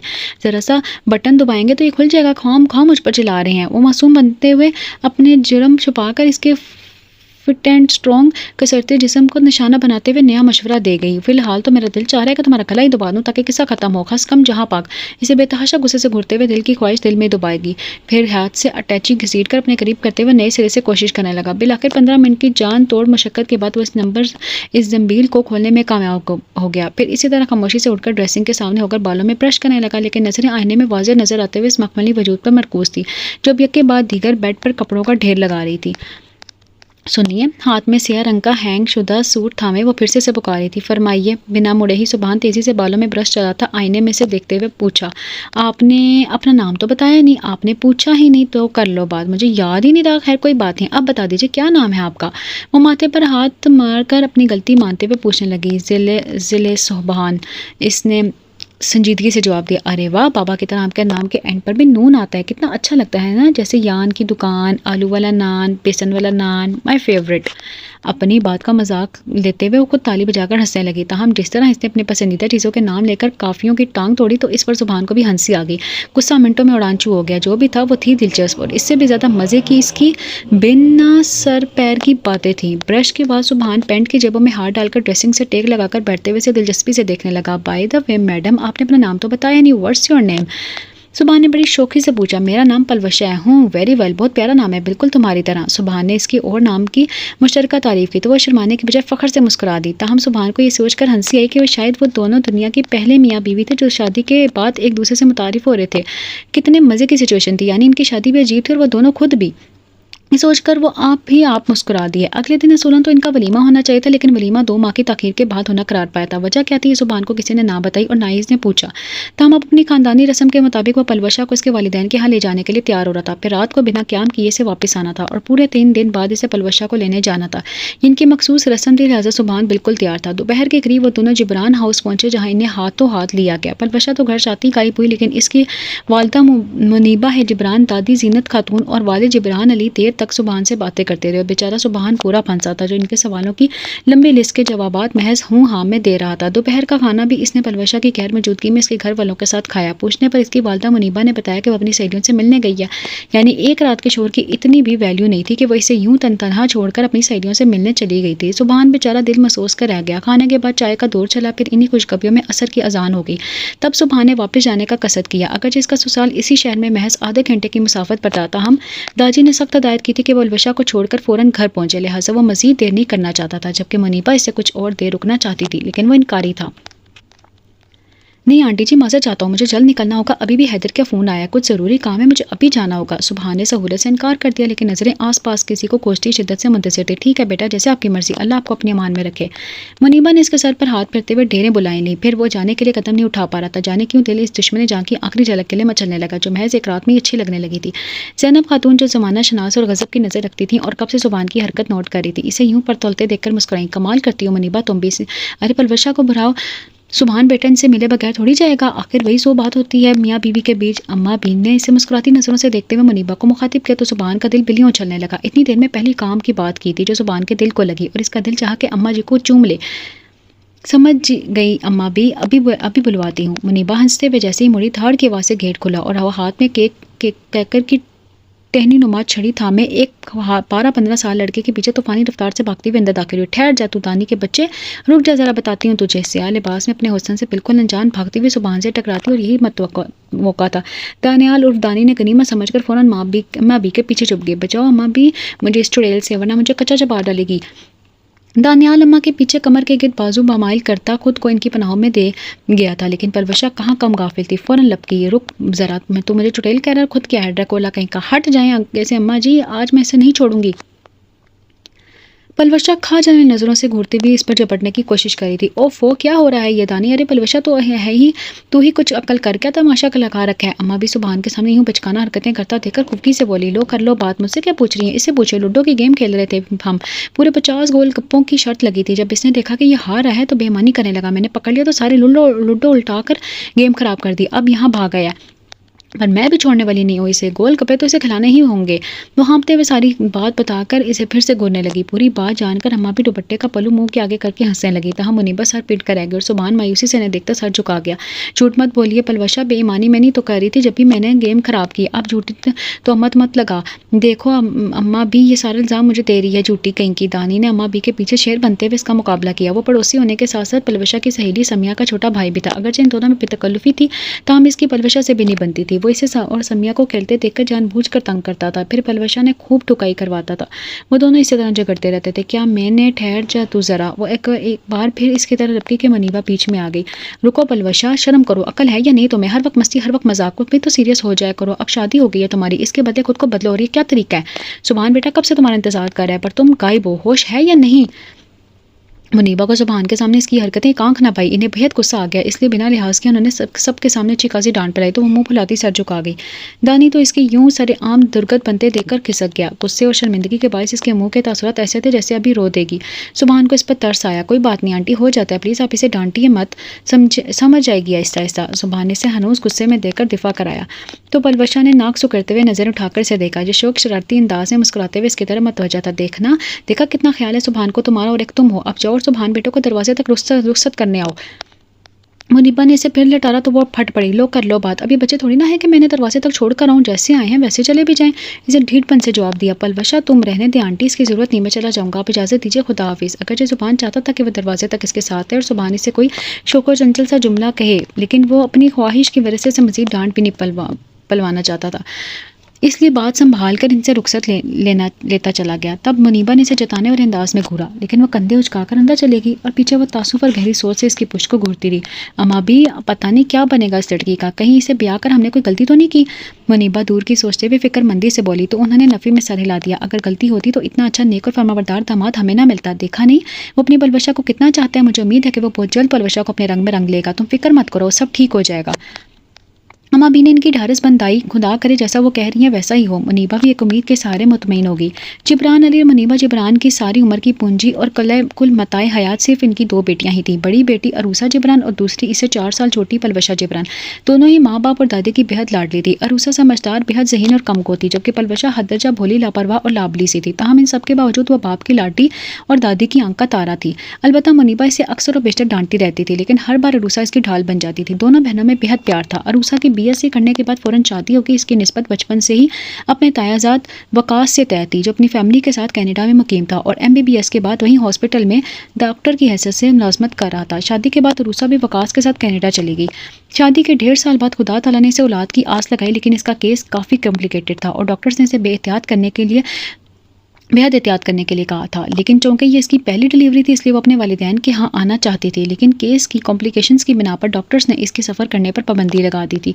तब से रूसा ने रो रोकर बुरा हाल किया हुआ था। इसकी हालत के पेश नज़र वकास ने चचा की पूरी फैमिली को कनाडा आने की रिक्वेस्ट की थी, जिसे सुनते ही जिब्रान साहब ने फ़ौरन सारी तैयारियां कर ली। वो जल्द अज जल्द अपनी बेटी के पास पहुंचना चाहते थे। सब कुछ रेडी हो गया था, बस यहाँ आकर पलवशा का मसला खड़ा हो गया। क्योंकि वो मैट्रिक की स्टूडेंट थी, उम्र 18 साल ना होने के बायस इसका ID कार्ड नहीं बना था, जिसकी वजह से अब इसके पासपोर्ट का मसला बन गया था। जिब्रान अली ने बेहद कोशिश की कि किस तरह उम्र बढ़ाकर ID कार्ड बनवाएं, लेकिन इसमें अब कम से कम 1 माह का वक्त दरकार था, जबकि इन्हें 2 हफ्ते के अंदर अंदर कनाडा जाना था। वक्त कम था और इधर अरूसा फ़ोन पर फ़ोन कर रही थी। जिब्रान अली बेहद परेशान थे, क्योंकि अचानक इनकी बैंक में हाशिम कासमी से मुलाकात होगी, जो इनके बड़े भाई मेहरान अली अरूसा के ससुर की जिगरी दोस्त थे। जिब्रान अली इस हवाले से इनकी बेहद इज्जत करते थे। उन्होंने जिब्रान से परेशानी की वजह पूछी तो वो दुख से सांस लेते हुए इन्हें सारी बात बता गई, जिसे सुनकर हाशिम कासमी गहरी सोच में डूब गए। फिर कुछ तवक्कुफ के बाद गोया हुए, यार जिब्रान, अगर तुम बुरा ना माने तो मैं एक बात कहूँ। कुछ तवक्कुफ के बाद वो फिर बोले, मैं तेरी बेटी पलवशा की शादी अपने पोते जल्ले सुभान से करना चाहता हूँ। क्या ख्याल है? ऐसा करने से तेरा मसला भी हल हो जाएगा और बहू लाने का मेरा जो अरमान है वो भी पूरा हो जाएगा। क्यों, क्या ख्याल है? उन्होंने कितनी आसानी से बात खत्म कर दी, लेकिन जिब्रान तो ये सोच कर हैरान रह गए कि खुदा ताला किस अंदाज से अपनी बंदे की परेशानियों को गैबी अंदाज से हल कर देता है। बेशक वो दिलों के भेदों से अच्छी तरह वाकिफ़ है। वो समझ नहीं पा रहे थे कि किस मुँह से अपने परवरदिगार का शुक्रिया अदा करें। हाशिम भाई साहब, ये आप कुछ कहने की ज़रूरत नहीं यार, बस छेती नाल बेटी की रुखसती दे, तैयारी कर, वक्त बहुत कम है और हम भी मजीद इंतज़ार नहीं कर सकते। जल्द से जल्द अपने घर आंगन को अपने बहू दे कदमा नाल आबाद करना चाहते हैं। हाशिम कासमी के अंदाज पर जिब्रान अली मशकूर होते हुए इनके सीने से लग गए। फिर क्या था, सब कुछ आनन फानन तय हो गया। कुछ देखा भाला था, घर भी ख़ानदान अच्छा था, लोग तो बेहद अच्छे थे, लिहाजा इनकार या नुक्ता चीनी की कोई गुंजाइश नहीं निकलती थी। इसलिए महज 7 दिन के अंदर अंदर मुख्तसरन लेकिन हर मुमकिन तरीके से भरपूर तैयारी की गई और यूं 8वें दिन पलवशा जिब्रान मिसेस पलवशा सुभान बनकर अपने पिया के संग रुखसत हो गए। जिब्रान अपने फ़र्ज से इतने एहसन तरीके से सबकदोश होने पर खुदा के हजूर सजदा रेज़ थे।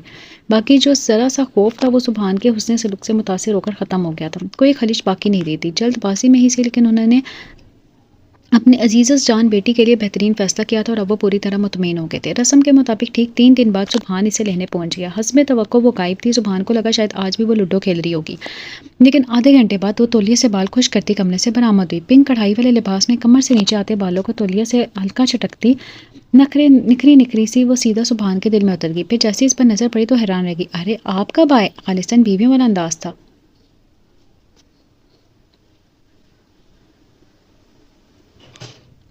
सुबहान बेहद खुश हुआ। अभी तकरीबन आधा घंटा पहले, सुबहान ने मुस्कुराते हुए जवाब दिया। इस वक्त लाउंज में वो और अम्मा भी बैठे थे। मुनीबा शायद किचन में थी। फिर कुछ लम्हे बातचीत के बाद अम्मा भी इससे मुखातिब हुई। परवशे पुत्र, जल्दी से सामान पैक कर लो, सुबहान पुत्र तुझे लेने आया है। अम्मा भी ने इसके दराज गीले बालों पर हाथ फिरते हुए कहा, लेने आए हैं लेकिन क्यों? पलवशा ने इस कदर हैरत से पूछा कि कुछ पल के लिए तो अम्मा भी और सुबहान भी गंग रह गए। पुत्र शादी हो गई है तेरी, ससुराल नहीं जाना क्या?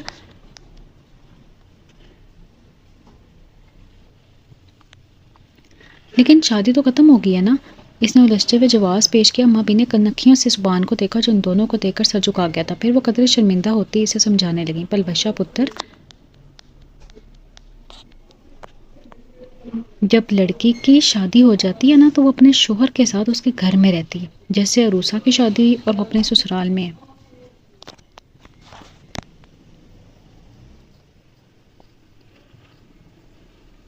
ठीक वैसे ही अब तुम्हें भी अपने ससुराल में जाना होगा। चल शाबाश मेरा बच्चा, जल्दी से जाकर पैकिंग कर ले, सुबहान को देर हो रही है। अम्मा बी ने इसके बाल से लाते हुए कहा तो वो मासूमियत से इस बात में सारे लाते हुए फौरन मान गई। कितनी बोली थी वो, यानी कुछ भी मनवाना हो तो एक छोटे से लेक्चर का डोज दे दिया जाए। या एक और की हाथ लगी थी सुबहान की, जिसे वो फौरन दिमाग की मेमोरी में सेव कर गया। फिर वो सुबहान के जिसे वो फ़ौरन दिमाग की मेमोरी में सेव कर गया। फिर वो पैकिंग के इरादे से उठी और लॉन्च के दाखिली दरवाजे तक पहुंची ही थी कि वहाँ स्टैंड पर रखे फ़ोन की बेल बजने लगी। इसने फ़ौरन लपकते हुए रिसीवर उठाया। कनाडा से फ़ोन था। ए रूसा, कैसी हो तुम? माय गॉड, कितनी लंबी उम्र है तुम्हारी। हालांकि मैंने तुम्हें याद बिल्कुल भी याद नहीं किया। बगैर सलाम दुआ के पुरजोश अंदाज में इसने आदतन बहन को छेड़ा। हालांकि वह रूसा से 4 साल छोटी थी, लेकिन दोनों बहनों में खासी बेतकल्लुफ़ी थी। दूसरी तरफ रूसा खिलखिला कर हंसी। मैं जानती हूँ भाई, ज़ाहिर है याद तो इन्हें किया जाता है जिन्हें इंसान भूल जाए। क्यों? वो बस अब ज़्यादा बातें मत बनाना, सब खफा हूँ मैं तुमसे। इसने मुंह बसोरा। क्यों, क्या हुआ? होना क्या है? जर्नी की है तुमने ज़्यादा याद करो ज़रा। तुम्हारी शादी पर मैं आई थी ना, लेकिन मेरी शादी में तुम नहीं आई। ये धोखा नहीं तो और क्या है? वो अपनी असली भोलेपन से वो शिकवा करने लगी तो वहाँ बैठे सुबहान और अम्मा भी मुस्कुराए बिना ना रह सके। फिर कुछ देर दोनों के गिले शिकवे और वजाहतें चलती रहीं। रूसा इसे मनाना चाहती थी, पलवशा भी कहाँ ज़्यादा देर नाराज़ रह सकती थी, इसलिए फ़ौरन मान गई। फिर अरूसा के कहने पर इसने रिसीवर सुबहान को थमा दिया और खुद अंदर चलेगी। रस्मी इस्लाम था और हाल चाल के बाद अरूसा असली बात पर आई। ये पहला मौका था कि वह अपने बहनों से बात कर रही थी। सुबहान भाई, मैं आपसे एक रिक्वेस्ट करना चाहती हूँ। जी फरमाइए, उसने मुअद्दबाना जवाब दिया। दरअसल हमारी पलवशा बहुत भोली है, वह नासमझ बिल्कुल नहीं है, बस थोड़ी सी लाभली है, लेकिन अगर कोई प्यार से समझाए तो फ़ौरन समझ आती है। इसकी मासूमियत के पीछे राज भी यही है कि हम सब ने इसे बहुत लाड प्यार दिया है। वो दिल की बेहद साफ़ है। लोगों के चेहरे और किरदार को पढ़ने या परखने का हुनर इसे बिल्कुल नहीं आता। जो देखती है इसे सच समझ लेती है। बचपन से लेकर मेरी शादी तक मैंने हमेशा इसका ख्याल रखा है, हत्ता कि यहाँ भी मुझे इसकी फ़िक्र लगी रहती है। लेकिन अब इसकी ज़िंदगी में आप आ गए हैं। मैंने आपकी बहुत तारीफ़ सुनी है और मुझे यकीन है कि आप इससे भी कहीं बढ़ कर होंगे। बस आपसे एक इल्तिजा है कि इसका बेहद ख्याल रखिएगा। अगर वो कोई गलती करे तो डांट कर नहीं बल्कि प्यार से इसे समझाइएगा। फिर देखिएगा आप जान जाएंगे कि इसे समझाना कितना आसान है। वो बहुत दिलचस्प है, ये भी आपको जल्द पता चल जाएगा। बस इस उम्मीद पर से इसे आपकी सरपरस्ती में दे रही हूँ कि आप इसे वही मान, इज़्ज़त, प्यार और अपनाइयत देंगे जो अब तक इसे अपने वालिदैन से मिला है। इतनी सी तवक्को तो मैं आपसे कर ही सकती हूँ ना।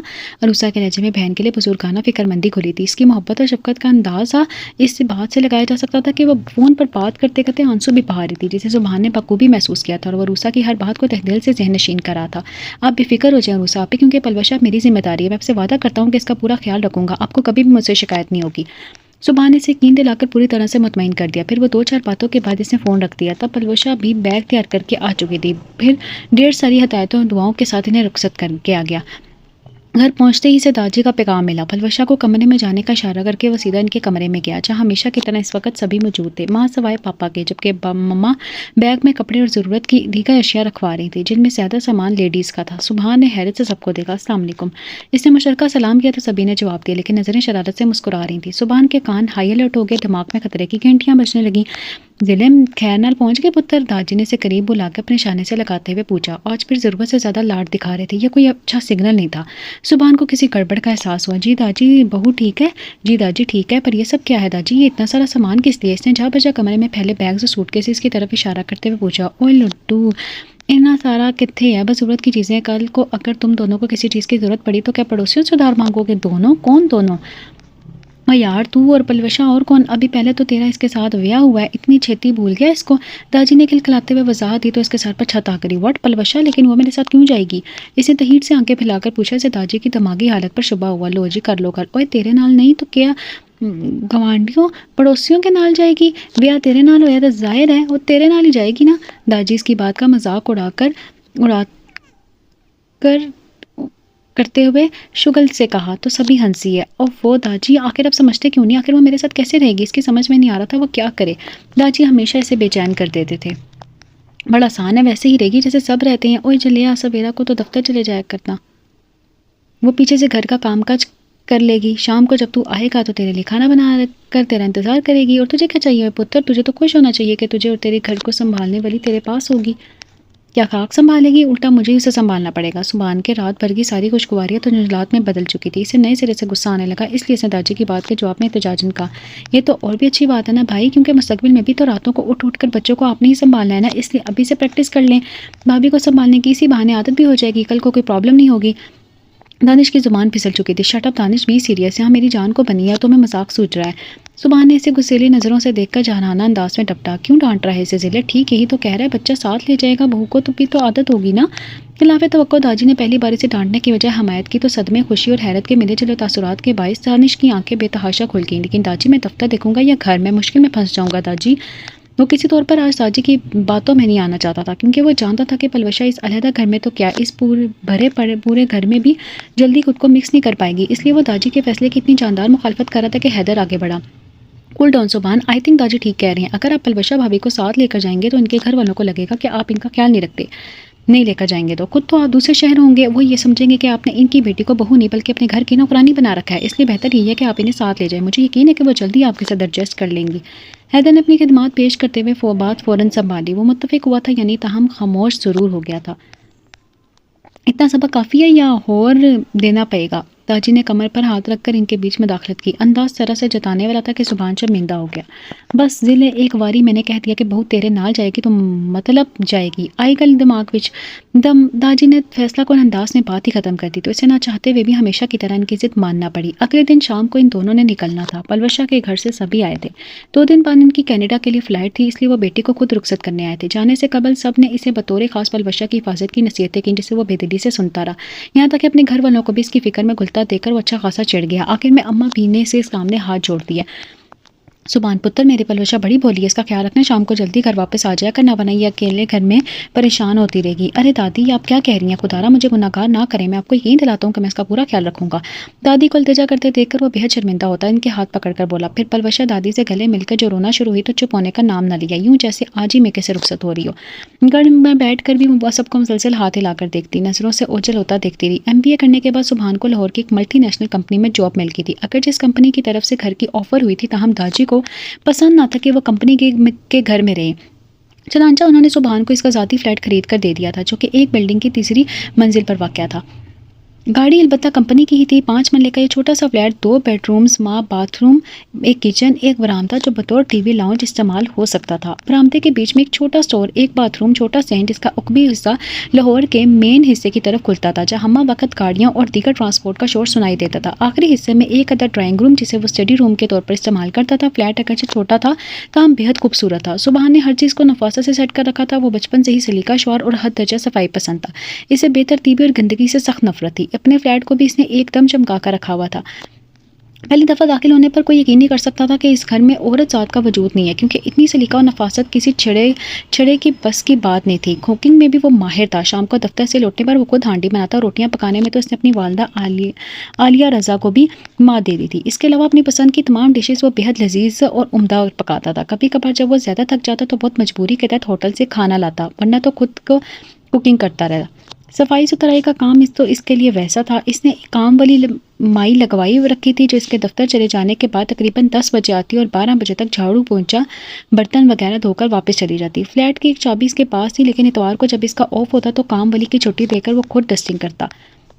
वो बहुत खुश व खुरम मुतमईन अंदाज में अपनी ज़िंदगी अपने तरीके से जी रहा था। इसकी अपनी ही एक दुनिया थी, जहाँ सिर्फ इसकी मन मर्जी ही चलती थी। लेकिन अब इस दुनिया में पलवशा नामी इनकलाब आ चुका था, जिसने सब कुछ ज़ेरो ज़बर करके रख दिया था। पलवशा के पहले इसकी ज़िंदगी फिर इस घर में आ जाने से सब कुछ बदल गया था। इसकी सारी रूटीन डिस्टर्ब हो गई थी। पलवशा ठीक से दरवाज़ा बंद कर लेना, अगर कोई बेल दे तो पूछे बगैर मत खोलना, खासकर किसी अनजान के लिए तो बिल्कुल नहीं। वैसे भी तुम कौन सा यहाँ किसी को जानती हो, इसलिए बेहतर है कि दरवाज़ा मत खोलना। घर में फ़ोन है, कोई मसला हो तो मुझे फ़ोन कॉल कर लेना। ओके, अब मैं चलता हूँ, खुदा हाफिज़। दरवाजे पर खड़ा हुआ ऑफिस के लिए बिल्कुल तैयार, सूटेड बूटेड, हाथ में ब्रीफ के सामी से हदायतें जारी कर रहा था और मुतफक्कर चेहरा लिया हूँ हाँ में सर हिलाती जा रही थी। फिर वो मुड़कर सीढ़ियों की तरफ बढ़ गया। सुनिए ज़रा एक मिनट। अभी वो दूसरी सीढ़ी पर ही था कि पलवशा ने से आवाज़ दी। वो तेज़ी से नहीं कदमों लौट आया। क्या हुआ, कोई मसला है क्या? सुबहान ने फिक्रमंद से पूछा। नहीं मसला तो नहीं, बस मैं ये सोच रही थी कि मैं अब भी अकेली घर में शाम तक क्या करूँगी। उंगलियां मरोड़ते हुए इंतहाई मुतफक्राना अंदाज में कहते हुए सीधा सुबहान के दिल में उतर गई। इसने मुस्कुराकर पलवशा की परेशान हाल सूरत हाल को देखा और सूरत को देखा और इसकी हालत समझ सकता था। तुम फिक्र मत करो, आज मैं जल्दी घर आ जाऊंगा, हम फिर घूमने चलेंगे। तुम तैयार है ना? और तब तक घर की साफ सफाई करना, नाश्ते के बर्तन धोना और हाँ मेरा वार्डरोब में अपने कपड़े सेट कर लेना। इन्हीं सब कामों में वक्त गुजर जाने का पता भी नहीं चलेगा और शाम हो जाएगी। कितनी सहूलत से सुबह ने इसे वक्त गुजारी का ट्रिक समझाई थी। दूसरी जाने पलवशा की जान ही निकल गई। लो कर लो बात, वक्त तो तब गुजरेगा ना जब मैं ये सारे काम करूंगी, क्योंकि मुझे तो कुछ करना ही नहीं आता। अपनी दानिश में वो बहुत दयानतदारी से बता रही थी। हूँ, और दादी ने कहा था कि मुहतरमा घर संभालेंगी। सच दादी, कुर्बान जाऊँ आपकी सोच पर। सुबहान ने ख्यालों में दादी से मुखातिब होते हुए तासुफ से कहा। ओके, फिर ये सब काम रहने दो, काम वाली आकर खुद कर देगी। तुम ऐसा करना, स्टडी रूम में कुछ इंटरेस्टिंग बुक्स हैं, इनका मुताला कर लेना, शायद तुम्हें पसंद है। अगर ये भी ना हो तो घर में LED है, TV देखकर टाइम गुजारना। शाम को मैं ज़्यादा जल्दी आने की कोशिश करूँगा। Till then take care of your self. एक नई तरकीब बताते हुए सुबहान ने फ़ौरन जाने का कसद किया। मुबाता वो इससे भी इनकार न कर दे। फिर बिना इसका जवाब सुने वो चला कर पलवशा दरवाज़ा लॉक करके अंदर आ गई। रात 12:30 बजे वो लोग घर पहुंचे थे। 4 घंटे के मुसलसल सफ़र ने इन्हें थका दिया था, इसलिए बमुश्किल कपड़े बदलकर वो लोग बिना कुछ खाए बिस्तर पर ढेर हो गए। सुबह नाश्ता करने के बाद सुबहान ऑफिस कर लिए तैयार हो गया, क्योंकि जब सुबह देर से आंख खुलने पर नाश्ता बनाने का वक्त नहीं था। शाम को वो दोनों अपनी बिल्डिंग के ग्राउंड फ्लोर वाले फ्लैट में मौजूद थे, जो सुबहान के ऑफिस को कोलीग अली का था और इसकी बीवी निदा बेहद हंसमुख, मिलनसार और मेहमान नवाज थी, जबकि अली खुद इसकी निस्बत संजीदा था। अक्सर सुबहान रात की चाय या डिनर इनके साथ ही करता था। इस वक्त भी वो सब लोग चाय और दीगर लवाजमात से इंसाफ करते कुछ गप्पियों में मसरूफ थे। निदा को भोली भाली मासूम सी पलवशा बेहद पसंद आई थी। कुछ ही लम्हों में इनकी अच्छी दोस्ती हो गई थी। देख लिया निदा, मैं कहता था ना कि ये एक नंबर का छुपा रुस्तम है, और अब तो इसने बाकायदा साबित भी कर दिया कि चुपके से शादी कर ली और हमें हवा तक ना लगने दी। ये सब इसलिए किया ना ताकि हमें वलीमे के चावल ना खिलाने पड़े। अली ने तकरीबन 10वीं बार इसके सरप्राइज शादी का शिकवा करते हुए इसे छेड़ा। बदले में सुबहान इसके कंधे पर एक थप रसीद की, जिस पर निदा और पलवशा दोनों की हंसी निकल गई। चलो जी, जो भी होता है अच्छे के लिए होता है। वैसे एक बात है सुबहान भाई, जल्दबाजी में ही से दुल्हन चुन कर लाए हैं आप। सच पलवशा भाभी बहुत प्यारी हैं, एकदम छोटी मोटी सी। उन्होंने इसकी ठोड़ी पकड़कर तारीफी अंदाज में कहा तो वो शर्मा गई। सुबहान भी इनकी बात पर दिल से फखरिया अंदाज में मुस्कुराया, क्योंकि इस बात से इसे भी कहीं इनकार ना था। वो खुद भी तो इसी हुसन का दीवाना हुआ था। निदा भाभी, मेरे बस आपसे एक ही रिक्वेस्ट है कि मेरी गैर मौजूदगी में पलवशा को कंपनी दे। ये अकेली घर में बोर होती है। कुछ मैं इसकी तरफ से फिक्रमंद होता हूँ। आजकल लाहौर के हालात भी कुछ ठीक नहीं, इसलिए क्यों शर्मिंदा करें सुबहान भाई, ये भी भला कोई कहने की बात है। अरे मुझे तो बेहद खुशी है कि बैठे बैठा इतनी अच्छी सहेली की कंपनी मिल गई। अब आप अपनी सोचा मुहतरमा की तरफ से बिल्कुल बेफिक्र हो जाएं, क्योंकि मैं हूं ना इनका ख्याल रखने के लिए। मैं भी घर बैठे बोर हो जाती थी। कितनी बार अली से कहा है कि जॉब कर लूं, लेकिन ये मानते नहीं थे। पर अब इसकी ज़रूरत नहीं, मैं हर रोज़ आपके घर आ जाया करूंगी, फिर हम दोनों खूब बातें करेंगे। क्यों पलवशा? सुबहान की बात काटते हुए निदा ने तफसीलन अपनी फ़राक तलाना प्रोग्राम बताया तो पलवशा भी खुशी से सर हिलाने लगी। बातें साफ साफ क्यों नहीं कहती कि ग़ीबतें करेंगी? अली ने चुटकी लेते हुए बात का रुख बदल कर कहा। फिर दोनों हाथ पर हाथ मारकर हंस दिए। जवाब में तो निदा ने खतरनाक तेवरों से अली को घूरा। ज़ाहिर है ढूंढने से भी कोई अच्छाई वाली बात तो मिलेगी नहीं, इसलिए बुराइयों से ही काम चलाना पड़ेगा। और वैसे भी हम नाजुक अंदाम लोग आपकी तरह 2 और 2 4 की कैलकुलेशन और मगज़ खपाई करने से रहे। निदा ने भी अली को बहस में जीतने नहीं दिया था। नाजुक अंदाम नहीं, कोड मगज कहो खुद को, क्योंकि कैलकुलेशन तो तब करोगे ना जब ये पता होगा कि लाख के आगे कितने सफ़र आते हैं। ये तो तुम्हें पता नहीं। हमेशा मैथ के पेपर में नकल लगाकर पास होती रही हो। बड़ी आई मैडम मगज खपाई कराने वाली। अली ने निदा की दुखती रग पर हाथ रख दिया था, क्योंकि वो हिसाब में ज़रा कमज़ोर थी, इसलिए वो अक्सर इसकी नालायकी पर मजाक उड़ाता था। तहम अब दोनों की बाकायदा लड़ाई शुरू हो चुकी थी, जो देर तक जारी रही। सुबहान को तो आदत हो गई थी, क्योंकि वो दोनों इसकी मौजूदगी कभी लिहाज न करते थे और यूं ही तानाबाजी पर उतर आते थे। तहम पलवशा बड़ी दिलचस्पी से इनकी नोकझोंक इंजॉय कर रही थी। फिर निदा और अली ने इन्हें रात के खाने पर रोक लिया, क्यों वो रात 12 बजे के करीब अपने फ्लैट में वापस आ गए। अगले दिन वादे के मुताबिक निदा इनके यहाँ मौजूद थी। पलवशा इसे बेडरूम में लेगी, अपने कपड़े ज्वेलरी वगैरह दिखाई। फिर चंद इधर उधर की बातों के बाद इसे मेहमान नवाजी का ख्याल आया। निदा भाभी आप प्लीज़ बुरा मत मानिएगा, मैं तो आपकी अच्छी खासी खातिरदारी करती, पर क्या करूँ, मुझे चाय वगैरह बनानी नहीं आती। पलवशा ने शर्मिंदगी से बताया तो उसे हैरत हुई कि आपको चाय बनानी नहीं आती भाभी? चाय तो क्या, मुझे तो कुछ भी नहीं आता। मम्मा ठीक है कहती है कि एकदम टफ़र हूँ मैं। पहली बार अपनी गलती तस्लीम करते हुए वो मासूमों जैसा मुँह बनाकर इतनी मासूमियत से बोली कि निदा को इस पर तर्स के साथ-साथ प्यार भी आया। वो उसकी शर्मिंदगी से झुके सर को थोड़ी सी ऊँचा करते हुए हँसी। हाय अल्लाह! मैं सदके जावां, कितनी बोली हैं आप। खैर कोई बात नहीं, अब शर्मिंदा ना हो। आइए हम दोनों मिलकर चाय बनाते हैं। इसी बहाने मेरी खातिरदारी भी हो जाएगी और आपको चाय बनानी भी आ जाएगी। जो कि बहुत ही आसान है। निदा ने इसकी मनमोहनी सूरत को देखते हुए हल पेश किया तो वो खुशी से चहक उठी। फिर दोनों किचन में जाकर चाय बनाने लगी। साथ बातों का मसला भी जारी रहा। शादी को 1.5 साल हो गया है, पर आज भी लोग देख कर कहते हैं कि जैसे नया ब्याहता जोड़ा है। पता है क्यों? क्योंकि मैंने हमेशा अली के साथ दोस्तों की तरह रिएक्ट किया। बीवियों वाली जिम्मेदारी अपनी जगह, लेकिन एक शोहर को अपनी बीवी हमेशा दोस्त के रूप में ही अच्छी लगती है।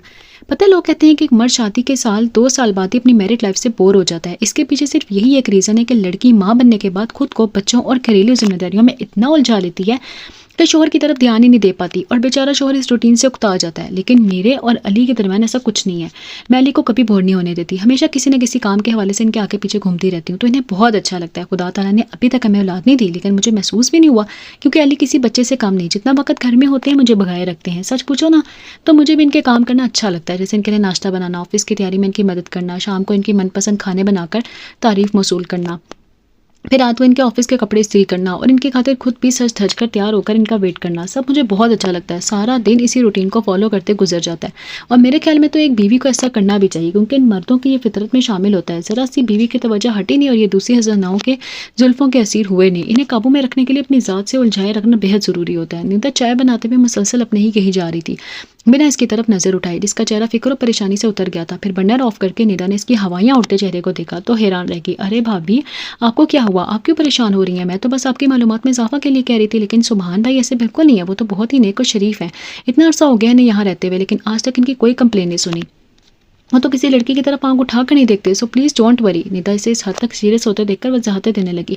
आखिर कब तक नेक बने रहेंगे? जब इन्हें लगेगा कि इनकी बीवी किसी लायक नहीं, तो वो ज़रूर किसी और के जुल्फों के असीर हो जाएंगे। और इनका भी क्या कसूर होगा भला? मैं हूँ ही इस काबिल। मामा कहती थी कि कोई काम सीख लो, पर मैंने इनकी नसीहतों पर भी कान नहीं धरे। लेकिन अब मुझे ही अंजाम भुगतना होगा। सुभान तो वाकई बहुत अच्छे हैं, लेकिन मैं ही इनके काबिल नहीं। इसलिए एक ना एक दिन तो इनका ये दिल मुझसे भर जाएगा ना। पहली बार वो इतनी समझदारी की बातें कर रही थी। शायद ये निदा की बातों का ही असर था कि वो इस सुबह पर सोच रही थी। ताहम निदा इसे यूं परेशान देखकर पछताई कि आखिर इसने क्यों परवशा को सब बताया। निदा, नहीं निदा भाभी, मैं भी आपके जैसी बीवी बनना चाहती हूँ। मैं भी सुभान के सारे काम खुद करना चाहती हूँ, ताकि वो भी अली जैब भाई जैसे शोर बने रहे। बोलिए भाभी, क्या आप मुझे सिखाएंगी? निदा के हाथों को थाम कर वो इल्तिजाई अंदाज में बोली तो निदा शर्मिंदा होगी। क्यों नहीं, मैं ज़रूर आपकी मदद करूंगी। लेकिन एक बात बताऊं, आपको कोई भी काम हो सीखने से ज़्यादा शौक और लगन से आता है। अगर आप किसी भी काम में दिलचस्पी लेकर शौक से करेंगी ना, तो आप इसकी माहिर हो जाएंगी। बस दिल लगी से कोशिश कीजिएगा, फिर देखना धीरे धीरे आप सब काम सीख जाएंगी। तब तो बेचारे सुभान भैया आपके आंचल से पीछा छुड़ा नहीं पाएंगे, बल्कि वो तो मकनातीस की तरह खींचे चले आएंगे कि अपनी गुलजार की तरफ।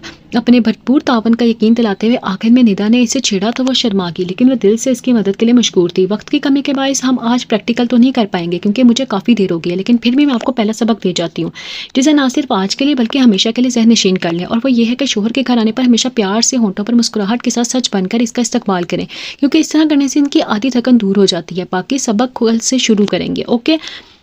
निदा ने शुरुआत करते हुए कहा तो वो खुशी से सर हिलाने लगी। फिर दोनों ने बातों के साथ चाय भी नोश फरमाई और यूं पहला दिन इख्तिताम को पहुंचा। सुबह इसकी आंख किचन में हो रही बर्तनों की खटपट से खुली।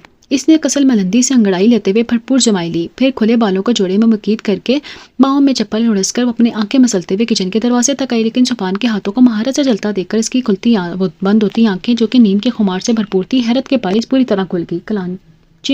भरती हुए इस तक पहुंची। नाश्ता बना रही हैं? इसे महारत से रोटी बेलते देखकर इसने दिलचस्पी से पूछा। जी हाँ, नोश करेंगी आप?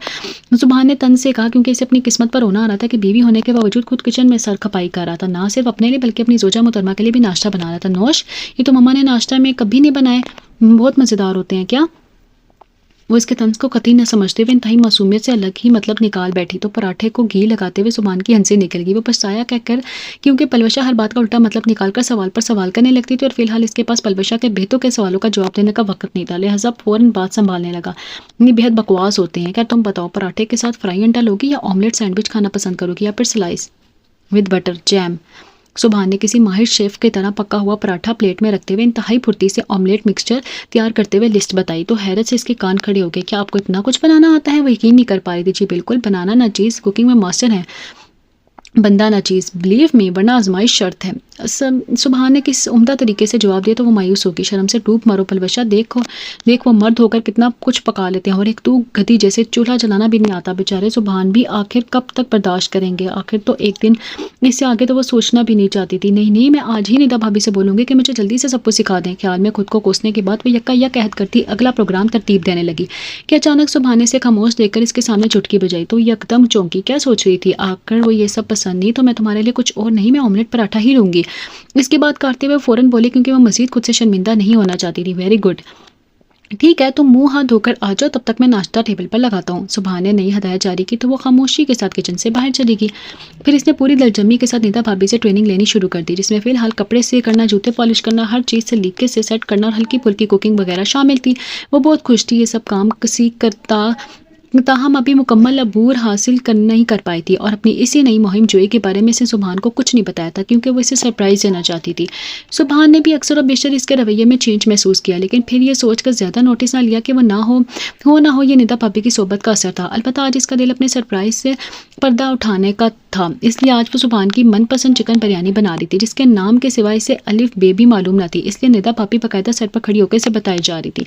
लीजिए भाभी, हो गई तैयार, देखा कितना आसान और आप खामख्वाह डरी थी, बस आप इसे 15 मिनट के लिए दम पर लगा दे, फिर बिरयानी रेडी।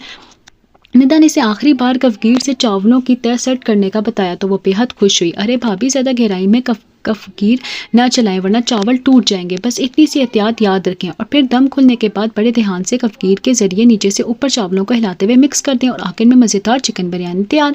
निदा ने इसका हाथ रोककर एहतियात बरती, फिर इसने आंच धीमी करके बिरयानी दम पर लगा दी। शाम को सुभान रोज़मर्रा के मामूल से हटकर 1 घंटा लेट घर आया। पलवशा बेसब्री से इसकी मुंतजिर थी। फिर बेल की आवाज़ पर वो फ़ौरन लपकी। थका थका सुभान दरवाजे पर खड़ा था। पलवशा ने इसके हाथ से ब्रीफकेस ले लिया। आ गई आप? निदा भाभी के दिए के सबक को दोहराते हुए वो गर्म जोशी से बोली। जी नहीं, अभी बाहर ही हूँ, ये तो मेरा भूत खड़ा है। मुसलसल बिजी आवर्स के बाद थक्कन से चूर होने के बायस पलवशा का ये बोंगा सवाल इसे बेहद बोर लगा। फिर वह आहिस्ता कदमों से चलता हुआ टाई की नोट ढीली करता लाउंज के सोफे पर गिर गया और आंखें मूंद ली। थकन चेहरे के अलावा इसके अंग अंग से वाज़ेह थी। पलवशा को इस पर तरस आए। सुनिए, आप जल्दी से फ्रेश हो जाएं, फिर खाना भी तो खाना है। वो इसके सर पर खड़ी होकर बोली तो इसने आंखें खोल दी। ओह नो, अभी खाना भी बनाना है? नो वे, आज तो हिम्मत नहीं, होटल से ही ले आता हूँ। उकताहट के शदीद साथ के तहत वो अंदर जाने के लिए खड़ा हुआ। अरे नहीं, आज होटल से लाने की जरूरत नहीं, मैंने खुद खाना बनाया है। वो मुड़ा ही था कि पलवशा की अगली बात ने इसके कदम रोक लिए। शायद कोई और बोला था ये, शायद इसके कान बजने लगे थे या फिर इस पर गनूदगी सवार थी या जो वो गलत सुन रहा था। सुभान ने एक झटके से रुख मोड़कर इसे देखा। मैंने आपकी फेवरेट चिकन बिरयानी बनाई है, फ्रेश होकर आ जाए, तब तक मैं गर्म कर देती हूँ। नहीं, ये वहम तो नहीं था क्योंकि वह मजीद बता रही थी। क्या खाना? यानी चिकन बिरयानी, और वो भी तुमने? सीरियसली? रियली? सुभान को तो अपनी किस्मत पर यकीन नहीं आ रहा था कि वो शर्माती हुई सर इस बात में हिला गई। या अल्लाह, ये क्या मौजज़ा हो गया? नहीं, मैं ख्वाब तो नहीं देख रहा। सुभान गो मगो की कैफियत में था। पलवशा जा चुकी थी इसलिए वो भी खुश था होता चेंज करने चला गया। एक के बाद दूसरा और अब तीसरा नवाला भी मुंह में डालने के बावजूद सुभान ने अच्छे या बुरे किसी किस्म के रिमार्क्स ना दिए, जबकि इसके सामने बैठी पलवशा उंगलियां चटकाते हुए इंतहाई पुरजलजल अंदाज में इसके ना समझ आने वाले तासुरात नोट करी थी। सुनिए, आपने बताया नहीं कि बिरयानी कैसी लगी? चौथा चमचा तभी मुंह की तरफ देखता जाकर इसके सब्र का पैमाना लबरेज हो गया। इसलिए खुद ही पूछ लिया। जवाब में सुभान ने इसके मुंतज़िर चेहरे के कुछ लम्हे बगौर देखा, फिर इसे मजीद तंग ना करते हुए खुलकर कहका लगाकर हंस दिया तो वो खुफकी से मुंह बसोर गई। Well done, great, very fantastic, delicious.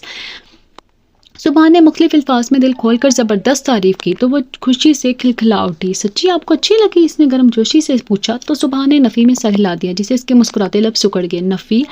अच्छी नहीं बल्कि बहुत अच्छी लगी। इसने मज़ीद मज़ाहत की तो वो खुशी से फूल कर कुप्पा हो गई। बस फिर ठीक है, अब आप बेफिक्र हो जाएं। अब मैं आपसे सारे काम खुद करूंगी, मैं आपके कपड़े भी प्रेस करूंगी, नाश्ता भी मैं खुद ही बनाऊंगी।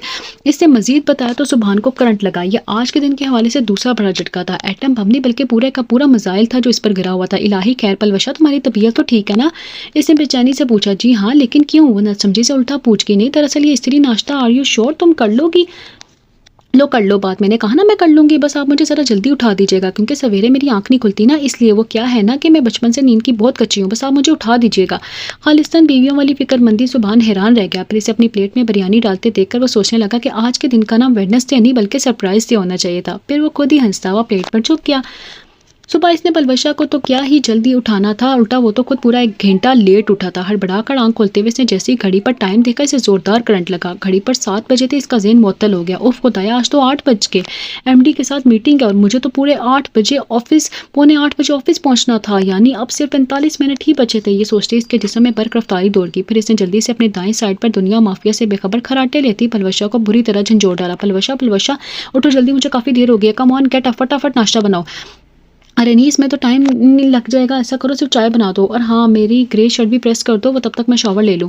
वो एक के बाद दूसरा हुक्म जारी करके खुद वॉशरूम में भाग गया। अंदाज़े तकल्लुम ऐसा था जैसे वो बड़ी माहिराना सलाहियतों की मालिक हो। पलवशा बौखलाई से छलांग लगाकर बिस्तर से उतरी, बिना चप्पल पहने किचन में भागी। बर्नर ऑन करके चाय की पानी में साथ ही दूध, पत्ती, चीनी सबको जल्दी चाय बनाने की गर्ज से डालकर ढकने के बाद आंच फुल करके वो भागती हुई कमरे में आई। वार्डरोब से सुभान की शर्ट निकालकर इस्त्री का स्विच लगाकर स्टैंड पर शर्ट फैलाने लगी। वॉशरूम से शावर चलने की आवाज़ आ रही थी। वो तेज़ी से शर्ट पर इस्त्री करके तह बैठाने लगी। पलवशा, टॉवल देना ज़रा। सुबह ने वॉशरूम से आवाज़ लगाई तो वो इस्त्री छोड़कर सोफे पर पड़ा टॉवल लेकर वॉशरूम की तरफ भागी। टॉवल देकर वापस मुड़ी, देखकर सुबह ने से फिर बुलाया, पलवशा स्टडी रूम में मेरी ऑफिस फाइल्स पड़ी हैं, इनमें से ग्रीन और ब्लू कलर की फाइल्स उठा लो जल्दी। सुबह ने नया हुक्म जारी किया तो वो चलती इस्त्री छोड़कर स्टडी रूम की तरफ लपकी। बमुश्किल ढूंढ ढांड कर फाइल्स लेकर वो वापस लौटी, तब तक इस्त्री अपना काम दिखा चुकी थी। सुबहान के बुलाने के बाद वो बुखलाहट में इस्त्री शर्ट से उठाना ही भूल गई थी। फाइलें बेड पर फेंक कर वो स्टैंड पर चिपटी, फौरन इस्त्री उठाई जिसके नीचे से धुएं की छोटी सी जैक नुमा लहर हवा में मोलक हो गई। शर्ट की बैक साइड पर एक प्यारा सा गोल दायरा बन चुका था, जिसके इस पार वार्डरोब से लेकर वॉशरूम तक इस सारा मंजर वाज़े नजर आ रहा था। इसे बेहद शर्मिंदगी हुई। अभी वो शर्ट का पोस्टमार्टम ही कर रही थी कि किचन से उबलने की भरपूर आवाज़ आई। फिर कुछ याद आने पर माथे पर हाथ मारती वो मजीद भूख लगी। हाय अल्लाह, मेरी चाय। शर्ट वहीं स्टैंड पर छोड़कर अब इसकी दौड़ किचन का जाने बोई। 2 कप चाय जब इसने जिसमें से 1 कप तो वही चूल्हे पर गिर गई थी। बकिया केतली में सिर्फ 1 कप चाय बची थी जो तेज़ आंच के बायस बाहर निकलने को बेताब थी। पलवशा के तो हाथ पाँव भी भूल गए। से बर्नर ऑफ किया, फिर इसी बुखलाहट में बिना कपड़े के हाथ ढक्कन की जानिब बढ़ा दिया। ढक्कन शल पर गिराते हुए इसने फ़ौरन हाथ खींच लिया। इसकी उंगलियां जल गई थीं। इसकी आंखें फ़ौरन ही दर्द की शिद्दत के बायस गर्म पानियों से भर आईं। फिर धुंधलाई आंखों से इसने अपनी बेहद नाजुक लेकिन बेहद तहाशा सुर्ख उंगलियों को देखा जहां दर्द की शदीद टीसें उठ रही थी। इसने बेख्तियार अम्मा भी को याद किया जो ऐसी ज़रा सी खराश लगने पर सारा घर सर पर उठा लेती थी। गुजरा वक्त याद करके इसे और भी रोना आने लगा। पलवशा पलवशा, कहाँ गई हो, इधर आओ। बेडरूम से सुबहान की करजदार और गुस्सीली आवाज़ इसके कानों से टकराई तो वो सहम गई। फिर रोना भूलकर वो आंसू साफ करती जल्दी से बाकी मांदा चाय कप में उंडेल कर कमरे में आई, जहाँ सुबहान हाथों में सुराख ज़दा शर्ट थामे सिर्फ जीन्स पहने गीले बालों के साथ चेहरे पर इंतहाई खतरनाक तासुरात लिए बड़े जारहाना अंदाज में चक्कर खा रहा था। फिर इस पर नज़र पड़ते ही बोला, व्हाट इज़ दिस, क्या है ये। एक ही बात को बेवक्त 2 जुबानों में बोलते हुए इसने शर्ट इसकी आंखों के सामने लहरा कर इंतहाई गुस्सीले अंदाज में पूछा। सुबहान ने पहली बार इससे इस कदर सख्ती से बात की थी, इसलिए वो अच्छा खासा डर गई। तो तुमने ये शर्ट जला दी, इतनी भी अक्ल नहीं तुम्हें कि स्विच ही निकाल देती। इसे टोकते हुए सुबहान ने खा जाने वाले अंदाज में कहा तो वो और खौफजदा होगी। आंसू एक बार फिर पलकों पर ही हलकोरे लेने लगे, जिन्हें बामुश्किल इसने बहने से रोका। अपने हाथ का दर्द तो जैसे वो भूल ही गई थी। अब खड़ी खड़ी मेरा मुंह क्या देख रही हो, जल्दी से दूसरी शर्ट निकाल कर प्रेस कर दो विदिन 2 मिनट्स। साहब का शर्ट को सोफे पर उछालते हुए से बुत बने खड़ा देखकर इसने गुस्से से कहा तो वो होश में आई। फिर रोबोट की तरह हरकत करते हुए चाय से थमाकर नई शर्ट निकालकर प्रेस करने लगी और सुबहान चाय के सिप लेने के साथ साथ फाइल्स के सफ़ात उलटते हुए कुछ स्टडी करने लगा। फिर इसने शर्ट प्रेस करके सुबहान को दी तो इसने चाय का कप टिबेट पर रख कर फ़ौरन शर्ट पहनी। हूँ, टेबल से मेरा ब्रीफकेस और वॉलेट उठा लो, हरी अप। कॉलर सीधा करके मोड़ते हुए इसने नया हुक्म जारी किया तो फ़ौरन तामील के लिए मुड़ी। वापसी पर हाथ में मतलूबा चीज़ें दी। वह पकड़ाने की गर्ज से जैसी आगे बढ़ी, चाय का कप उठाकर सीधा होते ही सुबहान से जा टकराई। नतीजतन चाय का कप उलटकर फाइलों के शफाफ सफ़ों पर ढेर हो गया। कुछ छींटे सुबहान की उद खुली शर्ट पर भी नक्शो निगार बना गए। ओह गॉड, ये क्या कर दिया तुमने बेवकूफ़ लड़की। सुबहान ने इंतहाई दरिश्ती से कहते हुए कप दूर उछालकर नीचे से सफ़े निकाले, लेकिन चाय अपना काम दिखा चुकी थी। सुबहान को इस समय पलवशा पर इसको कुतर गुस्सा आया कि दिल चाहा इसका गला घोंट दे। व्हाट नॉनसेंस, पागल हो क्या तुम, सारी फाइलों का सत्यानाश कर दिया। पता है कितनी इंपॉर्टेंट फाइल थी, ये पूरे 2 दिन मेहनत करके तैयार की थी आज की मीटिंग के लिए, तुमने सारी मेहनत ज़ाया कर दी, अंधी कहीं की। हद दर्जे बदतमीजी और करख्तगी से इसे डांटते हुए सुबहान ने सफ़े बेड की तरफ उछाल दिए। ताहम जब्त की आखिरी हदों को छूती पलवशा का सबर जवाब दे गया। मुश्किल हलकोरे लेते आंसू मौका मिलते ही बाढ़ फलांग कर तूफानी रफ्तार से बहने लगे। तब गुस्से और अफसोस के बायस वो फट पड़ी। लो कर लो बात, गलती भी अपनी है, मैंने कहा था देर से जगाओ, फिर सारे काम मेरे सर पर छोड़कर खुद वॉशरूम में घुस गए और जो सुबह सुबह मेरी परेड करवाई वो अलग। जल्दबाजी में तो एक तो मेरा हाथ भी जल गया, उल्टा आप मुझे ही डांट रहे हैं। चाहे मैं आपसे बात नहीं करती, चली जाऊँगी, मैं अपनी मम्मा के पास नहीं रहना मुझे यहाँ। बात करते-करते इसकी हिचकी बंद गई। फिर जो वो ज़ारों कतार रोना शुरू हुई तो चुप होने का नाम ही ना लिया। सुभान का दिल जैसे किसी ने मुट्ठी में ले लिया। गुस्सा तो जैसे फ़ौरन उड़ान-छू हो गया। फिर इसे यूँ रोता देखकर इसके दिल को कुछ हुआ। वाक़ई गलती तो इसकी थी। अपने देर होने का गुस्सा इसने मासूम पलवशा पर निकाला था। वो भी इसे इतना ज़बरदस्त डाँट कर। सुभान को शिद्दत से अपनी संगीन रवैये का एहसास हुआ। पलवशा मेरी जान, आई एम सॉरी, मेरा हरगिज़ वो मतलब नहीं था। वो इंतहाई प्यार से वज़ाहत पेश करने के लिए आगे बढ़ा ही था कि इसने दूर से इसके हाथों को झटक दिया। खबरदार हाथ मत लगाएँ मुझे, मैं सारी ज़िंदगी आपसे बात नहीं करूँगी, बहुत बुरे हैं आप। बेतहाशा रोते हुए रंधी आवाज़ में कह कर वो बेड पर बैठकर हिचकियों से रोने लगी। साथ ही अपनी सुर्ख उंगलियों को फूंके मारते हुए इससे और भी रोना आया। सुभान को इसकी इस मासूम बच्चों जैसी अदा पर टूट कर प्यार आया, लेकिन सतम यह था कि वैसे करीब ही नहीं आने दे रही थी। पलवशा पलवशा प्लीज़ चुप हो जाओ, देखो ऐसे मत रो, चुप हो जाओ। बार बार रगड़ कर वो अपने बेहद खूबसूरत गजाली आंखों को सुर्ख कर रही थी, जो पहले ही बहुत रो चुकी थी। अच्छा दिखाओ मुझे कैसे जल गया हाथ। सुभान इसके बेहद करीब बैठ गया, फिर इसकी गोद में रखा हाथ अपनी तरफ खींच लिया। वाकई सुर्ख हो रहा था। इसे नए सिरे से अपने रवैये पर अफसोस हुआ। रहने दें, पहले इतना डांट दिया, अब प्यार जतारे नहीं करूंगी मैं आपसे, बात चली जाऊंगी मैं आपसे खफा होकर। एक बार फिर इसके हाथ को झटकते हुए इसने अपना इरादा बताया तो सुभान का दिल सिकुड़ कर फैला, क्योंकि पलवशा से दूर होने का तस्वर इसके लिए सुहाने रूह था। जो भी था वो इससे बेइंतहा मोहब्बत करता था, क्योंकि वो जली सी इसके दिल की मलका जो थी। प्लीज़ पलवशा मेरी जान, ऐसा जुल्म मत करना, मैं तुम्हारे बगैर एक पल नहीं रह सकता। और कहाँ की जुदाई नहीं यार, तुम बेशक मुझसे जी भर कर लड़ लो, झगड़ा कर लो, लेकिन मुझसे खफा मत होना, वरना मैं जी नहीं पाऊंगा यार, समझा करो स्वीट हार्ट। इंतहाई लगावट तवज्जो और प्यार से कहते हुए अपने हाथों की मुस्तकिल शरारत से मनाने की भरपूर कोशिश कर रहा था। कुछ तो था इसके लहजे में कि पलवशा रोते रोते एकदम चुप हो गई, लेकिन इसने अभी तक सुभान की तरफ नहीं देखा था। मैं वाकई बहुत बुरा हूँ। अच्छा देखो, मैंने अपने कान में पकड़ लिए हैं, अब तो माफ़ कर दो प्लीज़, कम से कम एक बार तो मुझे गरीब की तरफ नज़र भरकर देख लो जान प्लीज़। बाकायदा कान पकड़ते हुए इल्तिजाइया अंदाज में बोला। फिर पलवशा ने इसकी तरफ देखा तो इसके चेहरे पर नज़र पड़ते ही सुभान आप ही आप मुस्कुरा उठा। इतनी जल्दी माफ़ी नहीं मिलेगी, पहले आपको 10 बार उठक बैठक करनी होगी, ये आपकी सज़ा है। फिर इसे नाक सुकेड़ते हुए इसने सज़ा सुनाई तो इसकी डिमांड पर सुभान की हंसी निकल गई। ओके जो हुक्म मैडम, आपकी खातिर हम ये भी करने को तैयार हैं। वो उठा ही था कि पलवशा ने बाजू से पकड़ लिया। अरे नहीं सुभान, मैं तो मजाक कर रही थी। पलवशा ने इसे सीरियस देखकर रोका तो वो हंसता हुआ फिर बैठ गया। हाथ अभी तक पलवशा के हाथ में था। ठीक है, फिर वादा करो कि मुझे छोड़कर जाने की बात कभी नहीं करोगी। सुभान ने दूसरा हाथ इसके सामने फैलाकर कहा तो वह खिलखिला उठी और इसके हाथ पर अपना हाथ रख दिया। और आप भी वादा करें कि आइंदा मुझे कभी नहीं डांटेंगे। मेरा बाप की तौबा, जो मैं भेड़ों के छत्ते में हाथ डालूं। सुभान ने डरते हुए स्टाइल में कहा तो वह इसके सीने पर मुक्का मारकर हंस दी, जिसमें सुभान की भी हंसी शामिल थी। फिर सुभान ने इसे भींच कर साथ लगाते हुए मुकम्मल तौर पर इसे अपने सार में छुपा लिया। शर्ट के ऊपरी बटन खुले होने के बाद इसके सीने से टकराती पलवशा की गर्म सांसें इसका इम्तिहान लेने लगी। इसका दिल पूरी शिद्दत से धड़कने लगा। इसकी सीने से लगी वो इसकी धड़कनों के कितनी करीब थी। वो इसे छूना चाहता था, इसकी सांसों को महसूस करना चाहता था। ऐसे पहली बार हुआ था, इसको खुद को संभालना मुश्किल हो रहा था। हर लम्हा क़यामत बन गया था इसके लिए। वो इन लम्हों के सैर में और पलवशा के हुस्न में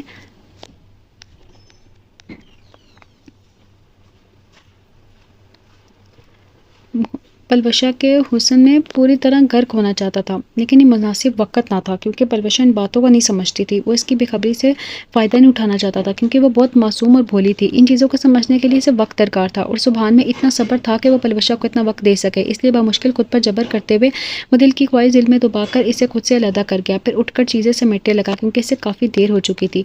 निदा भाभी की साबित कदमी से दी जाने वाली ट्रेनिंग की बेहद मुस्बत असरात सामने आ रहे थे, क्योंकि पलवशा ने पेशतर से ज़ायद घर की जिम्मेदारी संभाली थी। खाना बनाना, सुभान की चीज़ों का ख्याल रखना, घर की सफाई सुथराई, सब काम वो एहसन तरीके से करी थी। सुभान इन सब के लिए निदा भाभी का बेहद मशकूर था। वो रात को बेड पर ऑफिस की फाइल्स फैलाए काम कर रहा था कि साइड टेबल पर पड़ा इसका मोबाइल बज उठा। पलवशा इसके सुबह ऑफिस के लिए कपड़े प्रेस कर रही थी। सुभान ने फाइल से नज़रें हटाए बिना हाथ बढ़ाकर मोबाइल उठाया और ऑन करके कान से लगा लिया। हेलो, अरे अंकल कैसे हैं आप? दूसरी जाने पलवशा के बाबा थे, जो कनाडा से बात कर रहे थे। क्या कहा? सुभान की सारी तवज्जो फ़ोन की जानिब थी, जबकि पलवशा हर चीज़ से बेनियाज अपने काम में मगन थी। वह ठीक क्या कह रहे हैं अंकल? सुभान ने पलवशा की पुष्ट को देखते हुए कदर धीमी आवाज़ में कहा। ये तो अच्छी खबर नहीं अंकल। पलवशा को कितना सदमा होगा, ना जाने क्या बात थी जो वो यूँ कह रहा था। नहीं अंकल, मुझसे नहीं होगा, आप खुद ही बता दें। जी यही है, मैं बुलाता हूँ। पलवशा तुम्हारे बाबा का फ़ोन है, बुला रहे हैं। सुभान ने इससे बताया तो वो चौंकी, फिर खुशी से स्त्री बंद करके भागती हुई और इसके हाथ से फ़ोन ले लिया। हेलो बाबा जानी, हेलो बाबा, हेलो बाबा। अचानक बात करते करते सिलसिला मुनक़ता हो गया। शायद सिग्नल प्रॉब्लम था, लाइन कट गई, पूरी बात ही नहीं हो पाई। पलवशा ने नहायत अफसुर्दगी से मुंह लटका कर कहा, मोबाइल से वापस कर दिया। पता नहीं क्या कहना चाह रहे थे बाबा जानी, आपसे कुछ कहा उन्होंने? बाबा की अधूरी बात से परेशान होते हुए उसने सुबहान से पूछा तो उसने सर हिला दिया। हाँ वो दरअसल पलवशा तुम्हारा FA पार्ट 2 का रिजल्ट आ गया है। सुबहान ने आयशा से बात शुरू की तो यखलक पलवशा का रंग उड़ गया। इसके हाथ अचानक से ठंडे पड़ गए, माथे पर पसीने के नन्हे कतरे उभरे। सुबहान इसकी हालत देखकर बताना तो नहीं चाहता था, लेकिन पलवशा का रोम रोम समात बन गया था। फिर वह छुपा भी नहीं सकता था कि न जाने अपने रिजल्ट का इसे कितनी शिद्दत से इंतजार हो। क्या हुआ? वह मुश्किल से लफ्ज़ अदा किए। सुबहान को इसकी हालत पर तरस आया, लेकिन बताने के सिवा चारा भी कोई नहीं था। पलवशा दरअसल अंकल बता रहे थे कि पलवशा प्लीज़ जल्दी बताइए सुबहान। पलवशा ने इसे टकते देखकर बेसब्री से पूछा। पलवशा तुम इस्लामियात के अलावा बाकी सभी मज़ामीन में फ़ेल हो। आखिरकार सुबहान ने बता ही दिया। वो जानता था कि इसे शौक होगा, लेकिन मजबूरी थी। क्या ये क्या कह रहे हैं सुबहान, कितने मार्क्स है मेरे? वो मजीद एकदम करीब होते हुए ज़ोर से चिल्लाई, 10% भी नहीं है, ना होने के बराबर।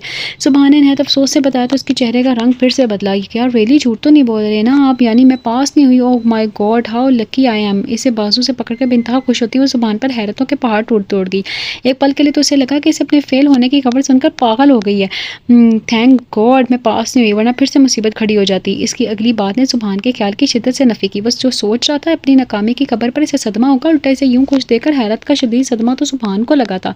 पलवशा तुम फेल हो गई हो, तुम्हें ज़रा भी अफसोस नहीं है? सुबहान ने तईर से पूछा। अरे इसमें अफसोस की क्या बात है, मुझे तो खुशी है कि पढ़ना नहीं पड़ेगा, मुझसे नहीं छुपाई जाती बात किताबें, मुझे नहीं चबाई जाती किताबें। पढ़ाई तो मुझे फांसी के मुतरादिफ लगती है। फर्स्ट ईयर के पेपर तो मैंने रो के दिए थे, ना जाने क्या उल फुल लिखा था। हैरत की बात थी कि मैं पास हो गई, लेकिन इस बार मैंने भी कोई गलती नहीं की। पास होने के लिए दिल से मेहनत की थी मैंने, फेल होने के लिए बड़े मज़े से बेड पर बैठकर सुबहान को अपनी नज़रें तालीम बताने लगी। जैसे सुनने के बाद इसे मजीद हैरत हुई। तमाम आखिरी बात पर इसके लब मुस्कुरा उठे। अच्छा जी, फेल होने के लिए भी मेहनत करनी पड़ती है? सुबहान इस पागल दीवानी सी लड़की की अजीबो गरीब बातों पर दिल से महजूज होता था, इसलिए इसे मजीद मालूमात के लिए सीने पर हाथ बांधकर इसे गौर देखते हुए शरारतन अंदाज से पूछने लगा। और नहीं तो क्या, दिल भर की बकवास लिखी मैंने पेपर्स में, तब कहीं जाकर मैंने फेल होने जितने मार्क्स इकट्ठे किए 1150 में से पूरे 85 मार्क्स लेना कोई ऐवी शैवी बात तो नहीं है ना? कि आप पक्की सी लड़की किस तरह की बातें करती थी। सुबहान ने इसकी बात पर जानदार कहका लगाया। शायद वो दुनिया की पहली ऐसी लड़की थी जो मेहनत से फेल होकर यूं खुश हो रही थी। बमुश्किल इसने अपनी हंसी रोकी। चलो जो हो गया सो हो गया, लेकिन इस बार तुम पास होने के लिए मेहनत करो, क्योंकि मैं तुम्हें तैयारी करवाऊंगा। सुबहान ने नई तजवीज़ पेश की तो वह उछली पड़ी, डर गया। फिर से पढ़ाई? हरगिज़ नहीं। वाह जी वाह, पहले वहाँ और अब यहाँ। मैं भी सुनिए जी, मैं कह रही हूँ कि मैं हरगिज़ नहीं पढ़ूंगी। लड़कियाँ बेचारी अच्छी घरों में शादी के लिए इतनी सरदर्दी करती हैं, पर मेरी शादी तो हो चुकी है, फिर मैं क्यों पढ़ूं? बिना इसकी सुने वो बोले चली जा रही थी। अरे ये तुम किसने कहा कि लड़कियां शादी के लिए पढ़ती हैं? सुबहान ने एक बार फिर हंसते हुए पूछा। वो पलवशा की बेतुकान बातों से बेहद दिलचस्पी लेता था। अम्मा भी ने और किसने? लेकिन मैं आपसे कह रही हूँ कि मेरे सामने पढ़ाई का नाम भी मत लीजिएगा। अब मैं घर संभालूंगी, बच्चे पालूंगी या किताबों की रट्टे लगाऊंगी। रवानी में बोलते हुए खुद नहीं जानती थी कि वो क्या बोल गया था। हम सुबहान ने इसके हवा में उड़ते अल्फाज पकड़ लिए थे और अभी से छेड़ने का भरपूर मौका हाथ लग गया था। अच्छा तो अब आप बच्चे पालने चाहती हैं? वो इसके पास बैठ के लहजा शरारत से भरपूर था, नजरें खुमार लिए हुए थी। वो उसकी गोद में रखे हाथ की चुड़ियों से छिड़कानी करने लगा। मकसद सिर्फ इसे साथ से लाना था इस रिश्ते का। जाहिर है बच्चों को पालना आसान काम थोड़ी है, बहुत कुछ सोचना पड़ता है।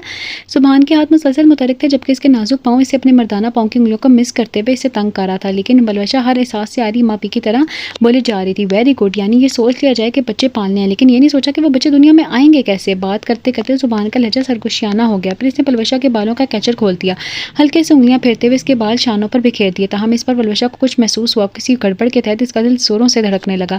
सुबहान के हाथों पैरों की मुसलसल हरकत इसके दिल में गुदगुदी सी करने लगी। इसके बेकरार मखमूर लहजा बलवशा के निस्वानी जज्बों से छेड़खानी करने लगा। इसका पैगाम देती नजरें बलवशा के अंग अंग में मीठे सांस की मानिंद पेवस्त होने लगी। बालों में मुसलसल रेंगती इसकी उंगलियां इसके रूह को बेकाबू करने लगी। ऐसा पहली बार हुआ था। मुतअद्दिद बार वो बेखबरी में सुबहान के करीब हुई थी, लेकिन एहसास पहले कभी नहीं जागा था। फिर आज क्यों ऐसा हो रहा था कि सुबहान की कुर्बत इसे शर्म दिला रही थी। वो कुछ समझने से कासिर थी, उठकर भाग जाना चाहते थे, लेकिन दिल चुगली खा रहा था। न जाने क्यों सुबहान की हरकतें से अच्छी लग रही थी। क्या मतलब है आपका? कितनी देर बाद वो बोलने के काबिल हुई तो सुबहान अपनी कामयाबी पर ज़ेरे लब मुस्कुराया। फिर थोड़ी इसके कंधे पर रखकर दूसरा हाथ कमर में डालकर इसे और भी करीब कर लिया। बलवशा ने बेहद नर्वस होते हुए आंखें मूंद ली। मतलब यह है कि बच्चों को दुनिया में लाने के लिए खाली बातों से कुछ नहीं होगा। होठों को इसके कान के करीब करते हुए ठहर ठहर के भरपूर खुमार लुट डूब जाने वाले अंदाज में कहता है, इसकी रही से ही जान भी निकाल गया। शर्म से सुर्ख पड़ती हुई पलवशा की रंगत सुभान के मुंह से निकले बेकाबू जज्बात की आहट का भरपूर सबूत थी। सुभान बस कीजिए प्लीज, बहुत हो गया।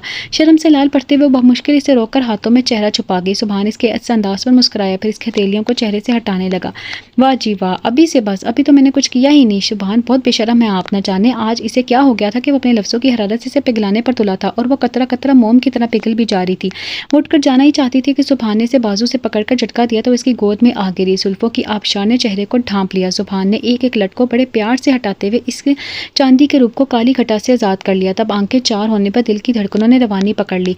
पलवशा के थरथराते गुलाबी लब इसके अंदर की प्यास को बढ़ाने लगे। हिजाब से उठती गिरती बंद होती पलकें इसकी हवासों पर बिजलियां गिराने लगीं। इसके यकबस्ता कोमल हाथों की कपकपाहट मिले जुले असाब और फूलती सांसों लम्हा बलम्हा सुभान को अपील कर रही थी। वो चुप कर और करीब हुआ तो इसने आंखें मींच लीं।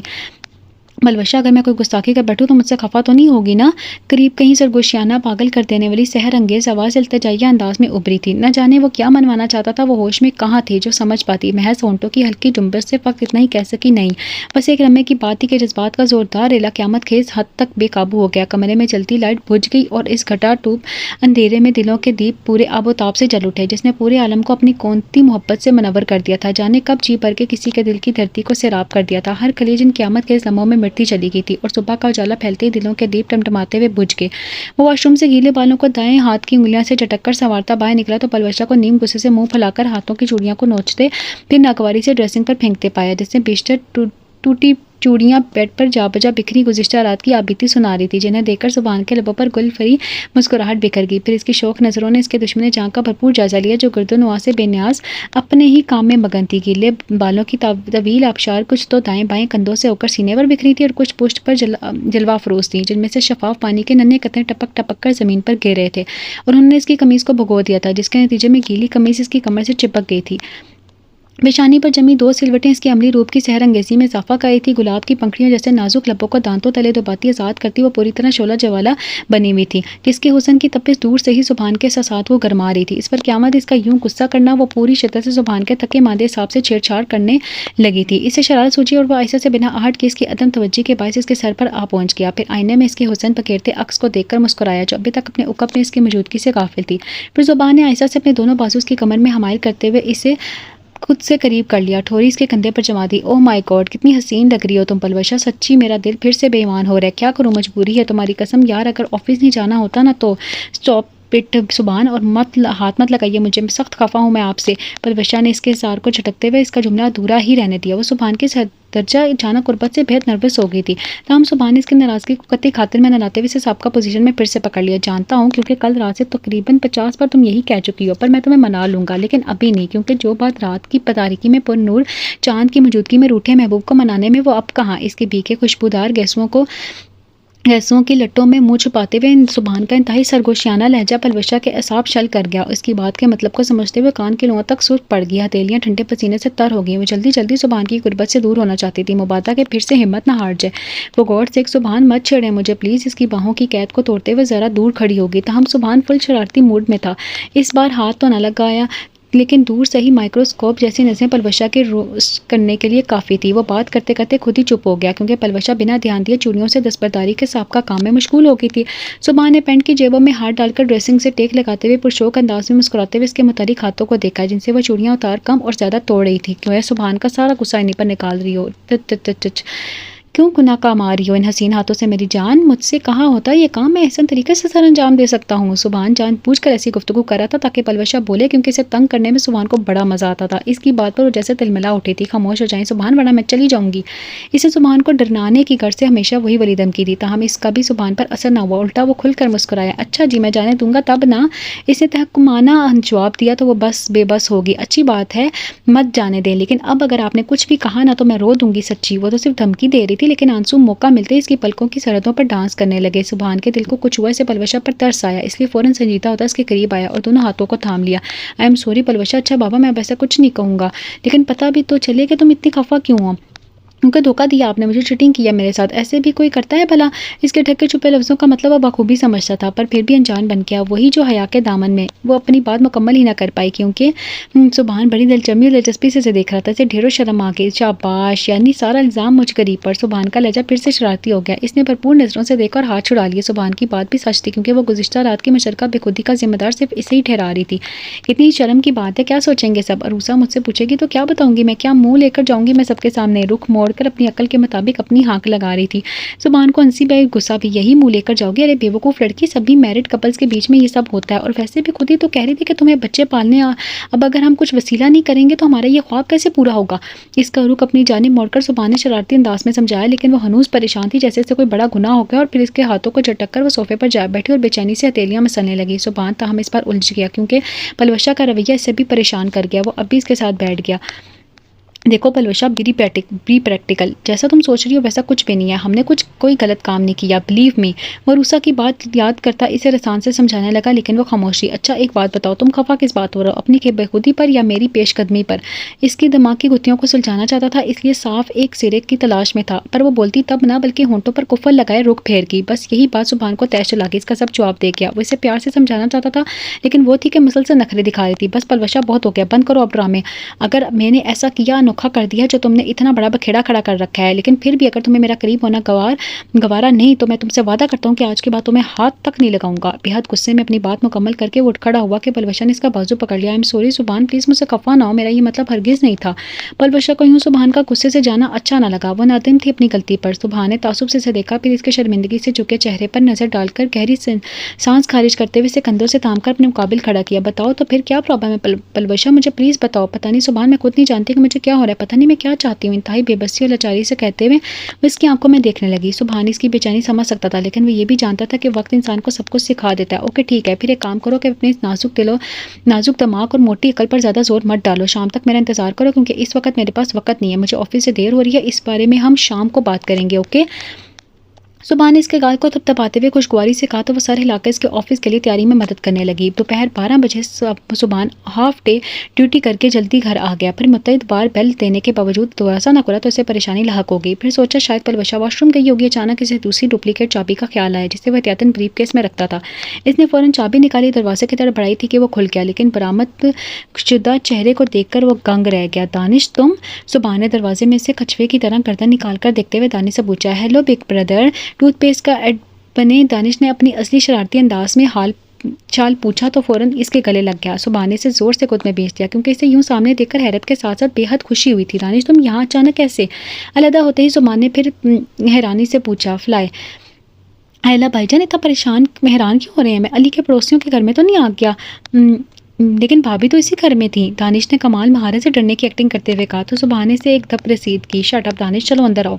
फिर वो दोनों लाउंज में रखे सोफा पर बैठ गए। पलवशा शायद किचन शट अप दानिश, चलो अंदर आओ। फिर वो दोनों लाउंज में रखे सोफों पर बैठ के। पलवशा शायद किचन में थी। कब आए हो, कुछ खाया पिया या नहीं? सुबहान ने फिक्रमंदी से पूछा, क्योंकि वो और हैदर इसका बेहद ख्याल रखते थे। बस अभी तकरीबन 1 घंटा पहले। और जनाब भाभी ने खूब जमकर खातिरदारी की, इतना ठूस कर खिलाया पिलाया कि अब मुझे अपने पेट में समोसों, पकौड़ों, चटनियों और दही बलों की बाहमी धींगा मस्ती महसूस हो रही है। दानिश ने पेट पर हाथ रखते हुए बताया। तो सुबहान कहका मारकर हंस दिया। तो थोड़ा खाना था ना यार, पेट कौन सा उधार का था जो वापस करने के लालच में भर लिया। खैर थोड़ी चहलकदमी कर लो, इसके बाद आराम करना, फिर सेट हो जाएगा। सुबहान ने इसे सोफे पर चलते देखकर तजवीज़ पेश की। आराम का वक्त कहाँ है भाई? दाजी ने सख्ती से कहा था कि वापसी पर भाभी साथ होंगी तो जल्दी निकलना, इसलिए हमें अभी निकलना होगा। शुक्र है आप खुद आगे, वरना मैं आपको फ़ोन करने ही वाला था।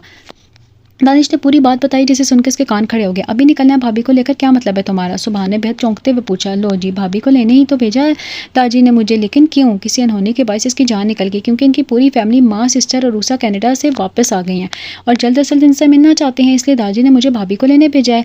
दानिश ने अपने आने का मकसद बताया तो उसकी जान में जान आई। ठीक है, 1-1.5 हफ्ते तक मैं छुट्टी लेकर खुद पलवशा को लेकर आऊँगा। सुबहान ने टांगे मेज़ पर फैलाते हुए लापरवाही से कहा। 1-1.5 हफ्ता यहाँ? अगर मैं 1 मिनट भी लेट हो गया ना तो मुझे घर से जूते पड़ेंगे। भाभी को तो मैं आज ही लेकर जाऊँगा। आपको जब छुट्टी मिलेगी आ जाइएगा। ऐसा मैंने नहीं, दाजी ने कहा है।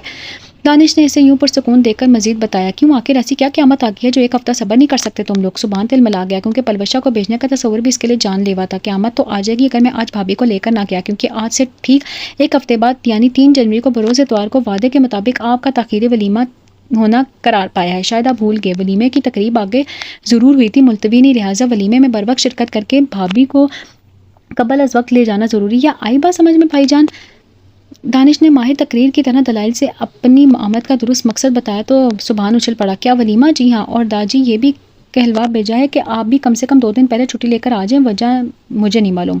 दानिश ने इसकी हैरानी से पूछने पर पैगाम बाहम पहुंचाया। वो खामोश तो हो गया, ताहम दिल पलवशा के जाने पर बुझ गया। ना जाने क्या क्या सोचा था इसने, सब मिट्टी में मिल गया। बलवशा पलवशा तुमने सुना? वैसे पुकारते हुए कमरे तक आया, लेकिन फ़ौरन चुप हो गया क्योंकि पलवशा बड़े मज़े और इंतहाई खुशी से फटाफट पैकिंग कर रही थी। ओह, तो तुमने तैयारी भी कर ली मुझसे पूछे बगैर? सुभान ने तन से पूछा। लो कर लो बात, आपने कौन सा इनकार करना था, इसलिए मैंने सोचा जब तक आप वापस आएंगे मैं तैयारी कर रखूँ। सच सुभान मैं कितनी खुश हूँ आपको बता नहीं सकती। सच सुभान मैं कितनी खुश हूँ मैं आपको बता नहीं सकती। पलवशा ने इसके बाजू पर गिरफ्त करते हुए गर्म जोशी से कहा तो सुभान का दिल बुझ गया। यानी वो तन्हा पे ही बेसब्र था, जबकि इसे तो परवाह भी नहीं थी। हैव पेशेंस पलवशा, ज़्यादा ओवर रिएक्ट करने की ज़रूरत नहीं है। तुम 1-2 दिन तक वेट करो, मैं किसी भी तरह छुट्टी लेकर तुम्हें ले जाऊँगा। सुभान ने हदर्जे उकताहट से इसकी बेसब्री पर तंज किया तो वह हैरान रह गई। 1-2 दिन सुभान, या एक लम्हा भी मुझ पर भारी पड़ रहा है। 1.5 साल हो गए मुझे अपनी बहन को देखे हुए, मेरा तो बस नहीं चलता कि मैं उड़कर वहाँ चले जाऊँ। आप मर्द हैं ना, एक औरत की फीलिंग को कभी नहीं समझेंगे। थोड़ी देर के लिए ज़रा खुद को मेरी जगह पर रखकर सोचें, तब पता चलेगा कि मेरी ये बेचैनी और बेसब्री किस हद तक जायज़ है। कुछ ही अरसे में वो इतनी खरी कच्ची और पत्ते की बातें करने लगी थी, ये सुभान ने बेहद महसूस किया था। लेकिन वो अपने इन दीवाने जज्बात का क्या करता, जिन्हें एक तवील मुद्दत के लिए भी खुद से दूर होने पर रजामंद ना था, जो बिना तेल के फड़फड़ाते दिए कि मानिंद पल 2 पल में बुझने वाले थे। बस हो गया तुम्हारा लेक्चर, ठीक है जाना है तुम्हें तो चली जाओ, मैं भी तुमसे बात नहीं करूँगा, खफा हो जाऊँगा तुम्हारी तरह। सुभान ने आखिरी दाव चलते हुए इसी के अंदाज में धमकाया तो दुपट्टे की तह लगाती वो हंस थी। कोई बात नहीं, मैं मना लूँगी आपकी तरह, क्योंकि जो बात रात की तारीकी में पुरनूर चांद की मौजूदगी में रूठे महबूब को मनाने में है, वो अब कहाँ है ना। यही कहा था ना आपने, मेरी भी नाराज़गी को बिना खातिर में लाए वो भी कहाँ चौंकने वाली थी। फ़ौरन पासा पलटते हुए इसकी बात दोहराकर सुभान को लाजवाब कर गई। यानी लेन देन और हिसाब किताब में वो भी माहिर हो चुकी थी। और बेचारा सुभान इसे किसी एंगल से हाथ ना आते देखकर चुप हो गया, क्योंकि हर बार की तरह दाजी के फैसले पर कोई एहतजाज ना कर सका। ताहम पलवशा से दिल में नाराज़गी की ठान ली थी। वो जैसे ही हाशिम वाला पहुंचा, मैके और ससुराल वालों ने मुश्तरका तौर पर इसकी बरजोश खैर मुकद्दम और वाहिलाना इस्तकबाल किया। सभी से मिलने के बाद वह रूसा से लिपट कर खूब रोई। दिल का सारा गुबार निकालने के बाद नन्हे ज़ाहिर को खुद में भींच कर प्यार करते हुए अपने बदले चाल चलन, उठने बैठने के मौजज़ाना अंदाज से वो बाबा मम्मा अम्मा भी समेत रूसा को भी हैरान बल्कि परेशान कर गई। ओह माय गॉड पलवशा, ये तुम हो इतनी समझदार, डिसेंट, अक्लमंद और सोबर। कम से कम मेरी बहन पलवशा हैरान नहीं हो सकती। परूसा ने बेशुमार खूबियों को इसमें यकजा महसूस करते हुए अपने घर वालों के मुंह की बात छीन ली। वो सबकी मुश्तरका राय के तौर पर हैरानी से बोली तो सबने मुंतज़िर जवाबी नज़रों से इसे देखा, जो माथे पर तेवरियां डालकर रूसा को कुफ्की से घूरने लगी। इसी वक्त कमरे में सिर्फ इसके मैके वाले ही थे। शाबाश, यानी पहले मैं बेवकूफ़ थी, कूड़ मगज़ थी, या फिर मेरे सर पर सींग थे जो अब नहीं है। कमॉन रूसा, अब मेरी शादी हो गई, 100 मसले मसाइल में है मेरे घर में। पहले जो मैं बचपना करती थी वो इसलिए क्योंकि वाकई में आप सबके लिए बच्ची थी, लेकिन अब मुझे बड़ा होना पड़ा, क्योंकि सुभान के अलावा और बहुत से रिश्तों का वजूद मुझसे मंसूब है, जिन्हें एहसन तरीके से मुझे निभाना है ताकि कोई आपकी परवरिश पर उंगली ना उठाए। समझे मैडम? और एक बात की, तुम इस वक्त अपनी बहन पलवशा जिब्रान से नहीं बल्कि मिसेस पलवशा सुभान से मुखातिब हो, जो हर लिहाज से तुम्हें मात दे सकती है। क्या समझी? एक एक लफ्ज़ को इंतहाई तोल कर बोलते हुए वो सब पर हैरतों की बिजलियां गिरा गई। अरूसा तो बेहोश होकर करीब बैठी होनक बनी अम्मा बी की गोद में गिरने ही वाली थी, जो कि अगर इसका बेटा रोककर सारी तवज्जो अपनी जानिब मबजूल न करवाता तहम मुनीरा जिब्रान तो इसके सदके वारी जाने लगी। वाकई वो कितनी बदल गई थी, और इसे यूं ससुराल के रंग में रंगा देकर इसके सीने से एक बहुत बड़ा बोझ से रख गया था, जिसने इनके दिल का बेचैन और रात की नींदें उड़ा रखी थी। फिर दोनों घरों में वलीमे की तैयारियां शुरू हो गई। वक्त कम था लेकिन काम बहुत ज़्यादा था, इसलिए हर कोई अपनी तैयारी के मामले में गर्मजोशी से सरगर्म अमल था। फिर इन्हीं अफरा तफरी के दिनों में वलीमे से ठीक 2 दिन पहले ताजी को सख्त हदायत पर सुभान भी आ गया। चुपचाप खींचा सा सबसे मिलने के बाद वो अपने कमरे में बंद हो गया। दोपहर से रात हो गई, लेकिन इसे पलवशा नजर न आई और ना ही इसने पूछना ज़रूरी समझा, क्योंकि वो इससे नाराज़ था। इसलिए अब खुद को तड़पाने की इसे अच्छी सजा देना चाहता था, लेकिन वह न जाने कहाँ थी। ये इंतजार तवील होता जा रहा था। वो शिद्दत से इसका मुंतज़िर था। दूसरी जानिब इस मुख्तसर अरसे में पलवशा ने एक सलीकाशवार औरत का सबूत देते हुए अपने मैके और ससुराल में तवाज़ुन रखने के लिए वो सब पूरी समझदारी से अपने फ़राइज़ निभा रही थी। सुबह होते ही वो अपने वालिदैन के यहाँ चली जाती और सारा दिन गुजारती और शाम को दानिश से लेने चला जाता। दोनों तरफ को बिना मौका दिए इसने अपनी अक्लमंदी से खुश कर रखा था, और अपने वलीमे के लिए अपने वो मैके और ससुराल की तैयारियों में खूब हाथ बटा रही थी और अपनी कीमती आरा से इन्हें मुस्तफ़ीद कर रही थी। इस रात वो ज़रा देर से दानिश के साथ लौटी तो सुभान की आमद की खबर सुनकर सीधा कमरे में चली गई। सुभान अपनी वार्डरोब के दोनों पट खोले भींच कर कपड़े निकालता गुस्से से फेंक रहा था। शायद वो अपनी नाइट ड्रेस ढूंढ रहा था और ना मिलने की सूरत में नतीजतन सोफे, बेड और कालीन पर जा बजा ट्राउजर्स, शर्ट्स का ढेर लगा था। पलवशा इसके रूठेपन को भांपते हुए ज़ेरे लब मुस्कुराई और बिना आहट किए इसके उकप में खड़ी हो गई। अरे सुभान, आ गई आप? कमाल, भारत से अनजान सुभान बनने की एक्टिंग करते हुए इसने हैरत से पूछा कि यकदम इसने चौंक कर पलवशा पर भरपूर नजर डाली। सियाह लिबास में उजली किरण की मानिंद तमकती रंगत कितना तवज्जो तलब हुस्न समेटे हुए थी। कुछ लम्हे वैसे देखे गया, लेकिन जैसे ही नजर इसके हशाश बशाश चेहरे पर पड़ी तो गुस्सा नए सिरे से उठ कर आया। इसी लम्हे पलवशा की हंसी ने जहर का काम किया। क्यों नहीं आना चाहिए था, वापस चला जाऊं, लठमार अंदाज में जवाब दिया गया था। उल्टा इसके मुंह पर दे मारा था। वो मुश्किल हंसी कंट्रोल कर पाई। फिर जानबूझकर इसे तंग करने को दिल चाहा, क्योंकि वो पहली बार यूं रूठा रूठा सा बेहद क्यूट लग रहा था। ओए ओए ओए होए, ऐसे गुस्सा क्यों कर हो रही हैं? मैंने तो ऐसे ही पूछ लिया। अब ज़ाहिर है आपको आना तो था ही, क्योंकि परसों हमारा वलीमा जो है, कालीन पर बिखरे ढेर को उठाकर बेड पर रखते हुए इसने नॉर्मल अंदाज में याद दहानी करवाई। जवाब में सुभान ने खा चंद मेरी नज़रों से इसे घूरा। बड़ा शौक है तुम्हें वलीमे करवाने का। जाहिर है बार बार दुल्हन बनना किसको अच्छा नहीं लगता, बशर्ते कि दूल्हा एक हो। पलवशा ने इसके वजी चेहरे को दिलचकन नज़रों से देखते हुए कहा। तो पल भर को सुभान हक्का पक्का रह गया। क्या कहना चाह रही थी वो? क्या मतलब था इसकी बात का? आज वो बहुत बदली सी लग रही थी। इसका शरारती लहजा, निकाहों की शौक, लाली शरीर, चाल ढाल और मायने कैसे चारे, आज तो वो कुछ नया ही रंग लाए हुई थी। सुभान ने इसे बगौर देखा, फिर सर झटकते हुए रुक फेर कर अलमारी का जायजा लेने लगा, जो मुकम्मल तौर पर खाली हो चुकी थी। अंदाज ऐसा था जैसे इग्नोर करने वाला था। वो 2 कदम आगे बढ़ाई थी। सुभान खफा है मुझसे? इसने सुभान को बेचैनी से बालों में उंगलियां फेरते हुए देखकर पूछा, तो इसका हाथ रुक गया। नहीं, मुझे तो भंगड़ा डालना चाहिए ना कि मेरी बीवी मुझे वहाँ अकेला छोड़कर यहाँ भाग आई थी। पलवशा का यूं मासूम बनने से जहर लगा, इसलिए वो फट पड़ा। ये आप गलत बयानी कर रहे हैं, मैं भागी नहीं थी, बल्कि दाजी ने मुझे बुलवाया था। पलवशा ने इसकी बात की तस्दीक की तो वो खामोश हो गया। अच्छा बाबा, माना कि मेरी गलती थी, चले अब नाराज़गी छोड़ें और फटाफट मान जाए। ओह, तो आपको मेरी नाराज़गी की परवाह है? सुभान ने अबरू उचकाकर पूछा। बिल्कुल, आपकी नहीं तो क्या पड़ोसियों की परवाह करूंगी मैं? इसने सुभान की बात मजाक में उड़ाई तो वो गुस्से से घूरने लगा। यानी अब भी वो इस मामले में गैर संजीदा थी। लेकिन पलवशा ने परवाह न करते हुए कपड़ों के ढेर को कंकाला और स्काई ब्लू शर्ट निकाली। लीजिए, शर्ट ढूंढ रहे थे ना आप, ये पहन ले, ये आप पर बहुत सूट करेगी। शर्ट सुभान की तरफ बढ़ाते हुए उसने कहा तो सुभान ने नागवारी से शर्ट को देखा और गुस्से से उसका हाथ झटक दिया। नहीं पहननी मुझे। ओफो सुभान, पहन लीजिए ना, वो बजिद होकर बोली। एक बार कह दिया ना कि नहीं पहननी, समझ में नहीं आता तुम्हें? इस बार सुभान बिना लिहाज किए गुस्से से धाड़ा।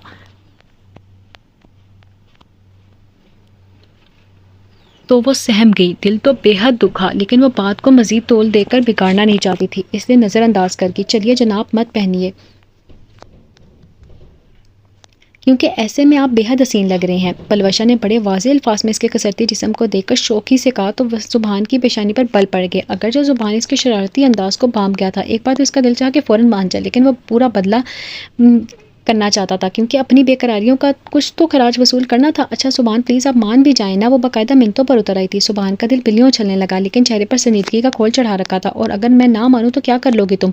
खैर जनाब, करने को तो मैं बहुत कुछ कर सकती हूँ, क्योंकि आपको मनाना मेरे बाएं हाथ का खेल है। जानते हैं कैसे? पूरे एतमाद लहजे में कहते वो कई कदम का फैसला समेट कर इसके मुकाबले आ गई और इसकी प्यासी आंखों में झांका। जहाँ शिकवा था, गिला था, नाराज़गी थी, क्या कुछ ना था इसकी आंखों में। पलवशा ने फराकदिली से इसके शिकवे को कबूल किया, लेकिन दूसरी जानिब सुभान के इस कदर वाहिलाना अंदाज पर भौंचका रह गया। ये तो वाकई इस पलवशा से मुख्तलिफ थी, जो इन एहसास से बिल्कुल नाबल्द थी।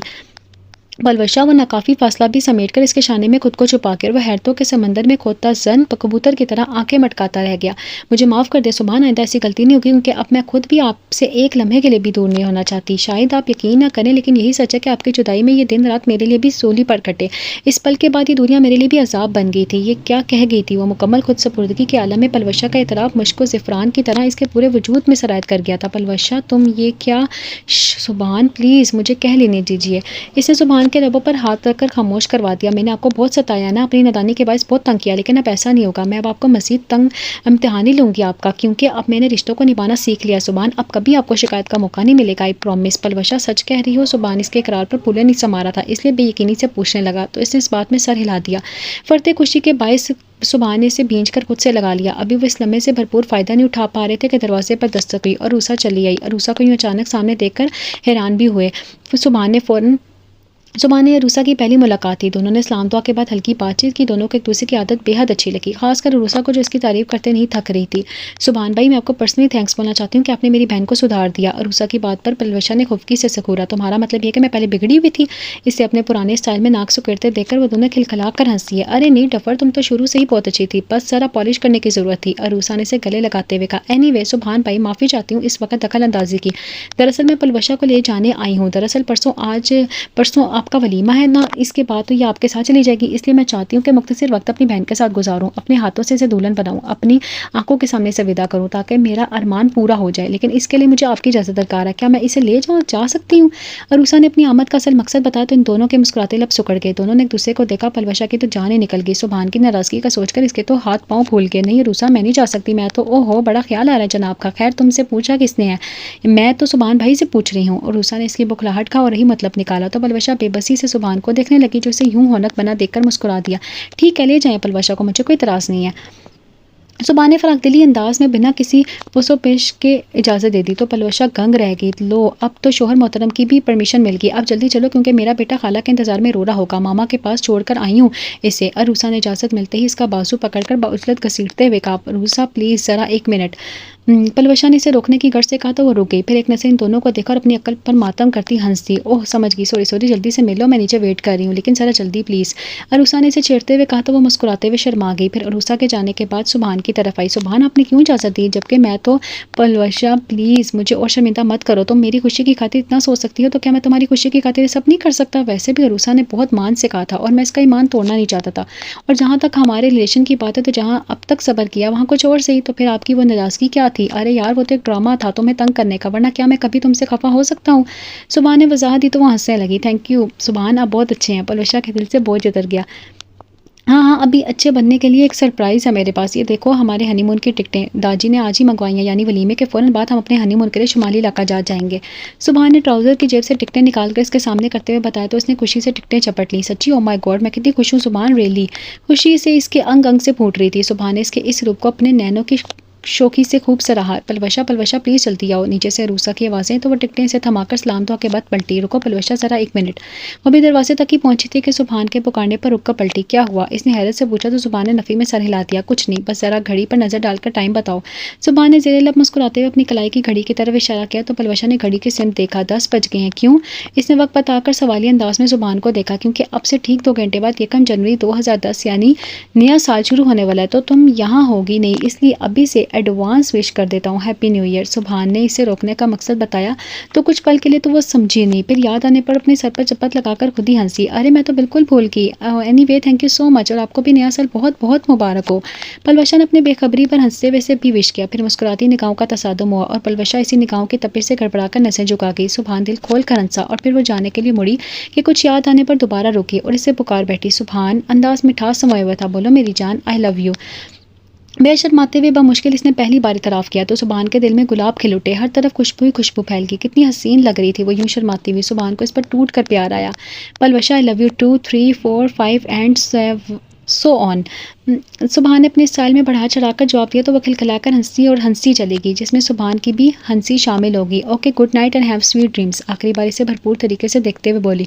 जाहिर है अब स्वीट ड्रीम से ही काम चलाना पड़ेगा। सुभान ने सर को जाकर कहते हुए से आंख मारी। फिर वो मुतमईन होकर चली गई कि आने वाले वक्त इनकी ज़िंदगी में नई उम्मीदें नई बहारें लेकर आने वाला था, जहाँ हर तरफ मोहब्बत थी, सिर्फ और सिर्फ मोहब्बत। नावल का नाम था वो पगली दिल की मलका, अस्कलम हुमैरा रुबाब चंदा। नावल का नाम चैनल के डिस्क्रिप्शन बॉक्स में भी मौजूद है, तो आप वहाँ से भी नावल का नाम पढ़ सकते हैं।